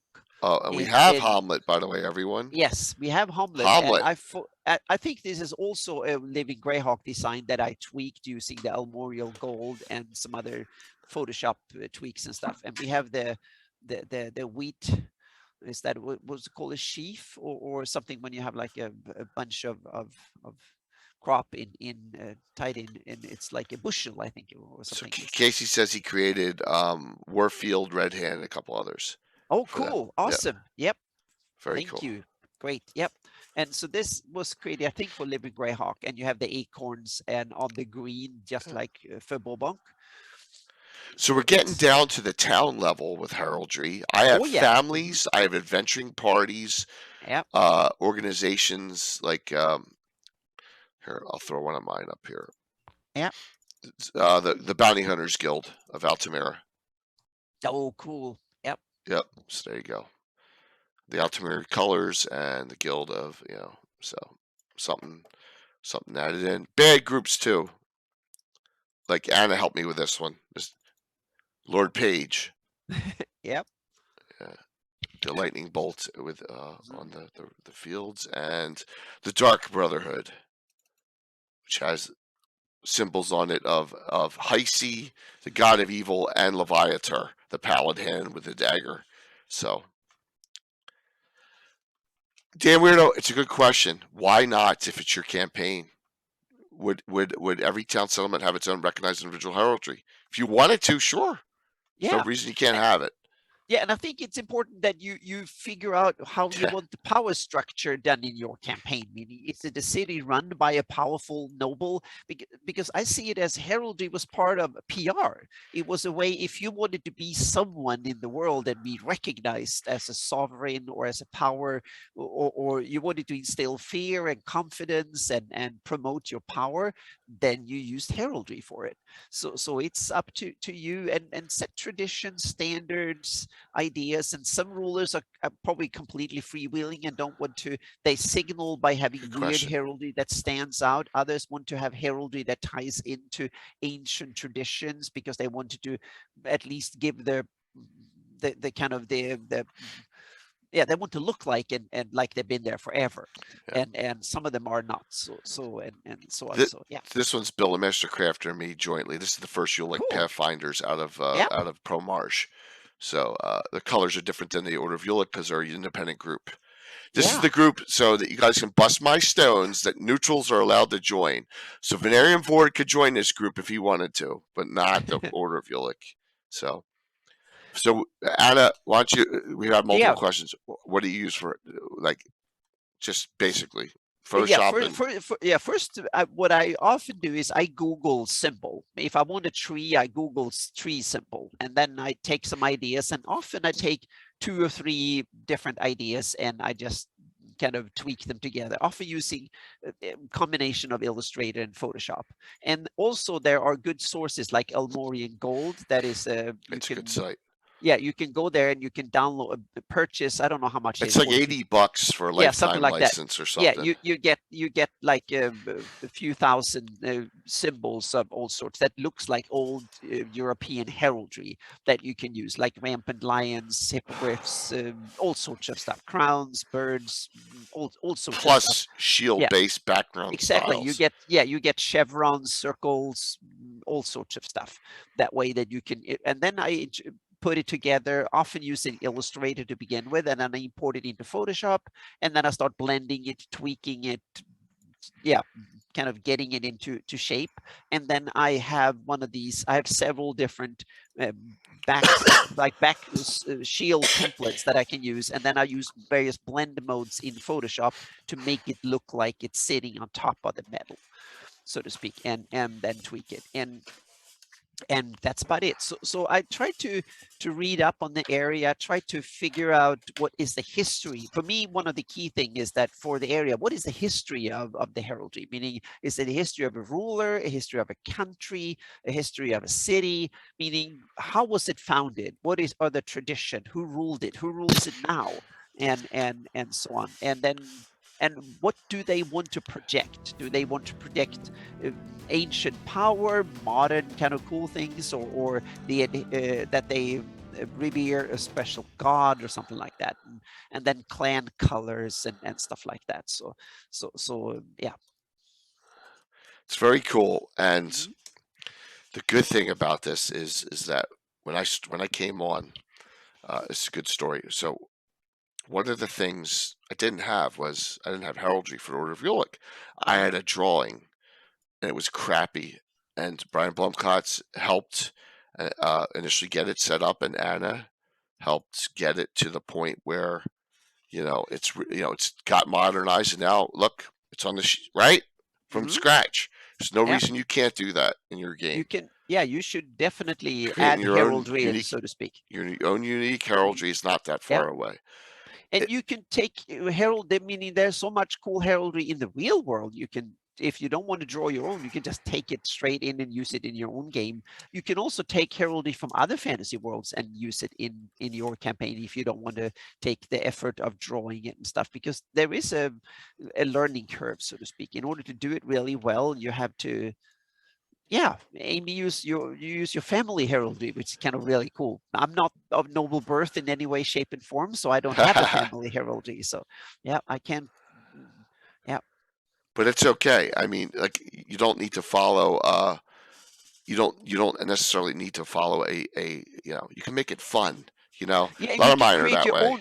Exactly, you can create your own traditions and your own ideas of how you want to do it. Meaning, I created my tradition and my Yep. ideas, but you can go in a different direction, and it might be even better. So it's definitely, this is something that is a lot of room for improvement, so to speak. But Absolutely. I think Greyhawk has this cool tradition that I think we should embrace and run with it, so to speak.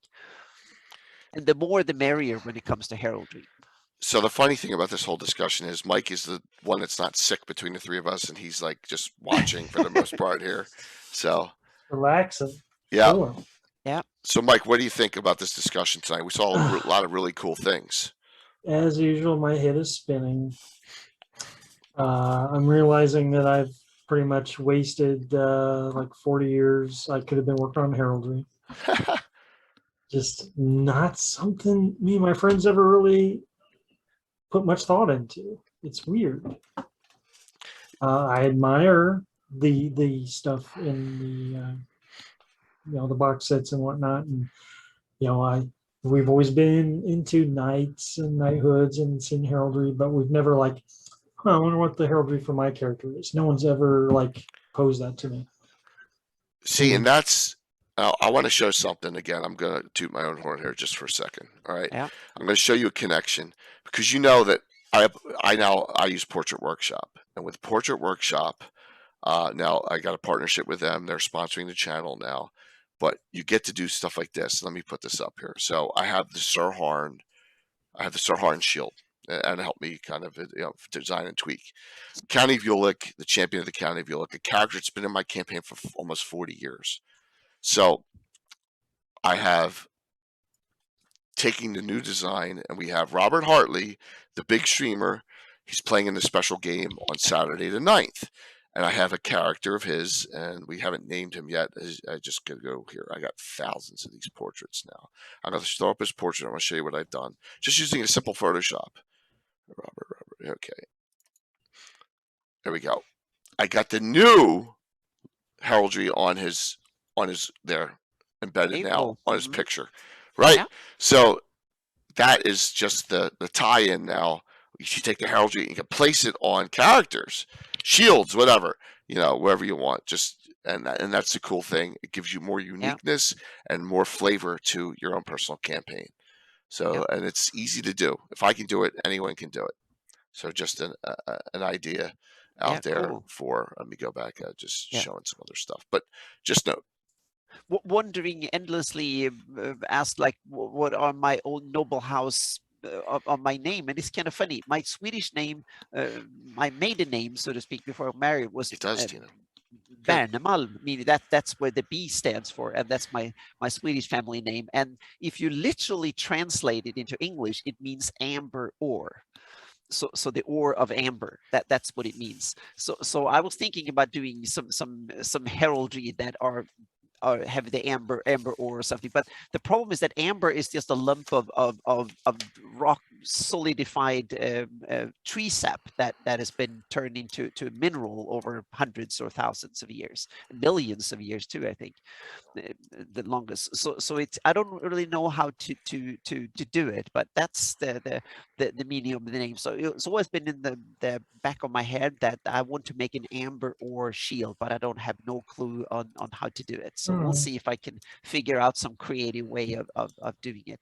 And also the town I grew up in, if you literally translate that into English, it means spring garden. So that's another one that I want to somewhere put something called spring garden, some town settlement or something on the map. Section eventually. In Philly too, Anna. Okay, there you go. Yeah, Yep. it is Spring Garden. Yep. So eventually that might be. I haven't found a good place to put something like that. So we'll see. Yep. My town had a crest or something. It would probably be a cow. Yeah. And actually, the town that I grew up in had 2 goose heads, and just like Hamlet or Faubourg had these wheat garbs or whatever they were called, that had 1 or 2 of these yellow and then blue on the top with 2 geese heads. But since it's a real world heraldry, I don't want to steal real world heraldry and put it on the map. Yeah, I like want the to I like tweak the it. fantasy stuff. Exactly. I want to make it, but that will be kind of cool. Maybe I can make an homage to it somehow, somewhere for my Yeah. campaign in the future. We'll see. So somehow we got Anna, you and I got through these 2 hours. Yep. Because my voice is like gone completely. My ears are so clogged, but we got through it. So let's do some shout outs here, then we'll do the giveaway. Mike, what's going on? Back from Gary Con. Well, first off, Anna, you need to go to the Thank you. inside page of the Greyhawk guide, Yep. and you'll see this little Isn't that Darlene Darlene? Did crest. Darlene do that? Yeah. It's a Darlene Uh-huh. crest. It's so Yeah. beautiful. And if Yep. you look at it closely, broken It- chain. Exactly, broken chain. Yes. Yeah. Yep. So it's a that's- broken chain. So I mended as a, and me and Brian Bloomcotts, we are the one to blame that is now healed again, so to speak. So we have it that the broken chain was the version of the heraldry before it became a free city, and then it was kind of put together. But that's something, well, we'll see. Maybe we can have a broken chain version too. Maybe you can have it the other way around, and they broke the chain when they became free. Yeah. Yes. So that might be, so yeah. So Broke I from the definitely breaking- want to do a broken chain version too. Yeah. I just think that little symbol's kind of overlooked in the books. Yep. That is the, yep. So that's the yeah, we should probably I should redo it with the broken chain. So yep. Just a thought. So yeah. Anyhow, Jay. Yes, sir. Today looks like it's a good time to post on the blog again. Nice. A new blog. A Awesome. new article. Fresh, hot off the press. This one's about the first ruler of all. Nice. Numero uno. Ooh. So that's where it gets he's the one who starts it all. I'm leaving the first comment here. Ulaghai Urakan. Oh, this is awesome. Mike is back, and it's not going to be it's going to be just whenever Mike feels like it, but it's right. Yeah, I'm probably good for a post every Wednesday, Legends and Lore. Once a week, at least. Great. Yeah. Oh, this is awesome. That is great to see. Yes, Awesome. Curtis. New link to new all material. Yep. He promised at Gary Con too, Curtis. He promised, which is really cool. What else you got going on, Mike? Well, I ran a OL adventure at GaryCon for Anna and Carlos, a couple of my friends. That was Did so much did fun. Valmoco play in that too? Did Michael play in that too? No, okay. he missed out. I would have Okay. killed him too. But no, that's the first adventure in all I think I ran in 15 years or something. Good. It's been a long time. And it was such a cool twist. Yeah. It was real simple, short, one shot. I'm going to bed Abu right after this, Dalzim. Matt. Yep. Abu Trust me. Dalzim. Abu Dalzim. Yeah. What am I? So, other than that, just still kind of coming down from that Gary Con Abi high. Dalzim's Hard Wilting is in Tome of Magic. Yes. 8th level mage. It's a nasty one. Yeah, die 8 per level. Yep, I know it well. Awesome, Mike. And we had a blast. Very cool. We had a great Legends and Lore at Gary Con. If you attended it, thank you. Everything went very well there. So, Anna, what else is going on? Oh, well, first I have to take care of my concrud thing here. So Yeah, I you will and be I. in bed a little bit more than usual. So this might have been a little bit over Thank the you. top, so to speak, but I hope you guys had some fun with the listening to all This was easy. All I primarily did was me, link yeah, Heraldry Shields. babbled about heraldry. But what's up next is to do the hex version of the new map. And then to start the week's TV. 598 map, and then to see if I can get the hexed version out fairly soon. So it will be a lot of hex work the next upcoming week. Cool. And also I want to do something new for my mid-tier patrons that are the mid and upper tier patrons. There will be some new house rule variants coming out. I'm going to start a new little blog post series on there to see if people are interested, because I develop house rules for my own campaign, and I thought others might want to use it so there will be new ideas on deities, and not which deities, but their powers and how they're structured and leveled. So there will be I'm writing that up because that's something I run for my own campaign, and I thought I'm going to share all of that stuff with my patrons. So there will be some ideas of Cool. how do deities function from quasi deities up to the most powerful deities, so to speak, and their different power levels and what that means and stuff, and how I do it in my campaign. And it will simply be, if you don't like it, skip it. If you're interested, take parts of it, tweak it the way you want, or take it wholesale, so to speak. So that is coming for and more heraldry is coming too. So these the ones we saw, the Thurstone and the Vecna heraldry, there will be variants of that coming too, and there will be some other old flan and Horn Society, and old flan from the Horn Society as well. So some more coming that way, and a lot of the hexed version of the map hopefully coming up fairly soon. I just have to get all the map hexed up. Awesome. That's the coming. Yep. So, what's going on? Hopefully, I should be a little better tomorrow. Let's go back to dungeon number 10. I ran this. Now we're on 949. Adventure number 330. Threshold of Evil. Is immortality worth the price? By Scott Benny. Scott Benny did the original one on Saints. Kargoth is his original creation, right? Oh, and a lot of cool. other articles. Scott, the name Scott Benny through the eras. So I was really happy when I did my research on this, that when I ran this all those years ago, and I'm thinking, I don't know, 1999, 1998, I ran this. So it's even older than that. So my adventure tomorrow is Theo's Heroes, one of the groups out of Altamira. Investigation at High Mound Tower. High Mound Tower is on the County of Saline border. You'll see the map. It's north of Altamira. And a legendary archmage from my campaign, going back 40 years, lives there. Well, no one's heard from him in 5 years, because you know how mages get weird and reclusive. So it kind of ties into this adventure a little bit. Threshold of Evil, which I placed in the Lort Mills all those years ago. It's a great, if you want super high, here's your super high. Okay, you'll see some of this coming up in the game in the next 2 weeks. So I'm excited to run this. We got a Gamescape 3D sponsor giveaway tomorrow. Plus, we'll do a Reaper one for those who don't have a 3D printer, and that'll be tomorrow night, Sunday. So I had a bunch of people. And thank you. I ran Hard and Holes twice, part 1, part 2 at GaryCon, and I had a couple people come to me and say the following: I really am interested in playing AD&D now, or running AD&D on my stream. I'm like, isn't that something? So I said, well, I'm just going to do a Gabbin about this. So you want to try old school is the name of the Gabbin Sunday, okay? And Tim Mattias for the first time on the show. He's going to go over OSE. Oh, awesome. Chuck Combo. Now, Will couldn't make it. Will wanted to be on it, but he couldn't. William and Dvorak. So we're going to just talk about Osric, BX, AD&D 1E, 2E, Castles and Crusades, and just go over them.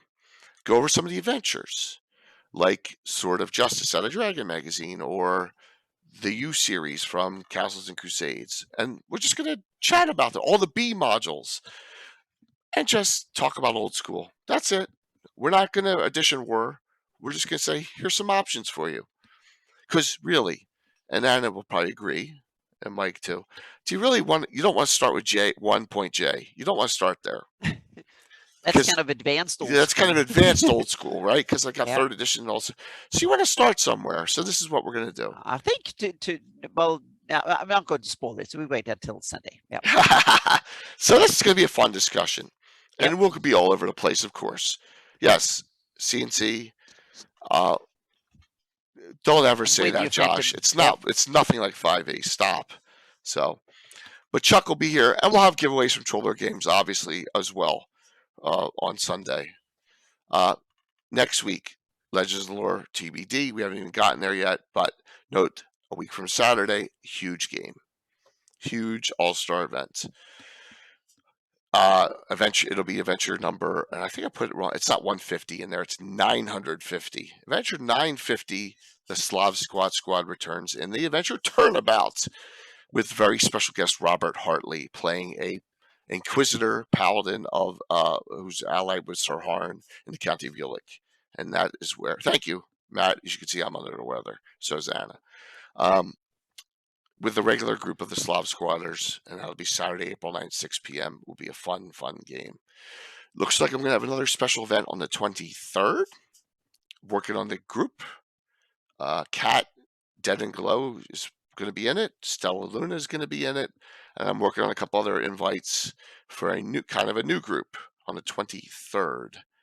All right. Also, the 24th. Is it 24th or the 30th? Holy jeez. I think it's the 24th. 24th, Ed Greenwood, Eric Mengi, and Eric Boyd are going to return for a discussion on Greyhawk and Forgotten Realms deities. So that's coming this month too, on a Gavin. So we got a lot. And now we're going to work on other special interviews for some of those that we met at Gary Con, and we're working on that.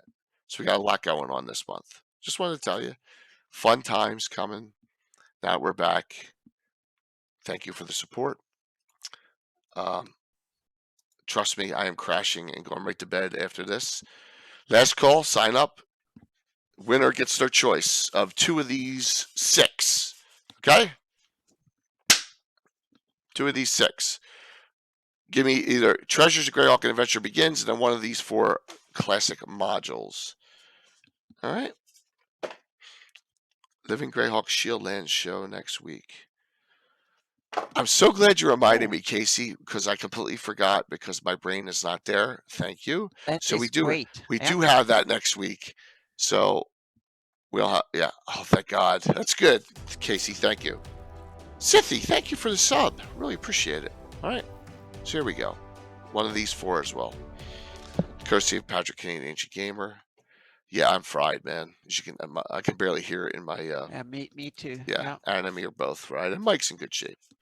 So, all right. AJ, you just got in. Great. Here we go. I'm going to close this out. We're going to see who the winner is. Mods. Ghost Tower, White Plume, Salt Marsh against the Giants. Good ones. So there you go. Sorry. Those 4. Hit a button. Hit a button. Closing it out. The winner tonight is Mr. Joe. Mr. Joel, NK. Jeez. Mr. Joel. I think you're on still. You just got to be on the claim. You are on. I think I have your Whisper me or Discord me, and we'll decide on which ones you want. There you go, Mr. Joel. All right, you just tell me right now if you can. Treasures and which one of these 2? Adventure Begins and Treasures. And which one of these 4? We are going to, and I think I have your address, but if not, whisper it to me. All right, of those 4. All right. We're going to rate into Stella. Stella's doing her Ghost of Saltmarsh game. So she's running some Greyhawk now. Stella's coming back. She hasn't played on the channel in a while. She's coming back on the 23rd. So we'll see Rose Rothschild again playing in that new group we're going to put together of adventurers. So it'll be really cool. Thank you all for the wonderful support. Just note, more giveaways tomorrow night, at least 3 tomorrow night. And we're back. Mike, thank you. Anna, myself, let's in closing. I love going to cons. It's tough being away almost an entire week from the family. And it really sucks when you come home and you're sick. Yeah, But but at least- it's part of the fun. And when you haven't seen anyone for 2 years, I expected worse, to be honest. But it's Thank you you. need to take it easy a couple of days. And thank you as we are ramping back up here. Just note, great content through the rest of this month, and we're going to keep it rolling. Partnering, we got a ton of announcements, too much to go over tonight.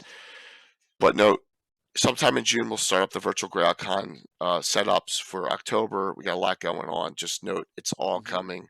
More cool stuff. Fun, Bad Adventure fundraiser in July. Lots of things. We'll see you all. See you all very soon. See you tomorrow night, 7:30. And hope you all have a great evening. And talk to you soon. Let's set up the raid here. And I'll get with you, Mr. Joel, in a second. We can still do that while I'm raiding. Give me 1 second here. Hit an end button somewhere. That one. Well, thank you. Hey, James, that's you. Oh, cool. I didn't see you on there. Great. Yeah. Thank you for coming on, man. Yeah. Awesome. Very, very cool. I'm glad you enjoyed it. Yep. Let me set the raid up, Mr. Joel, and then I'll get with you here. All right.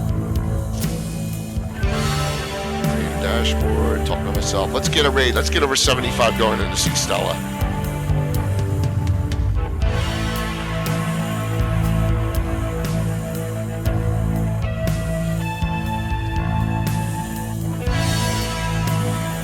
Two, 75, 77, nice.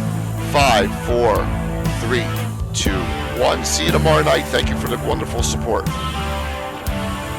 Awesome.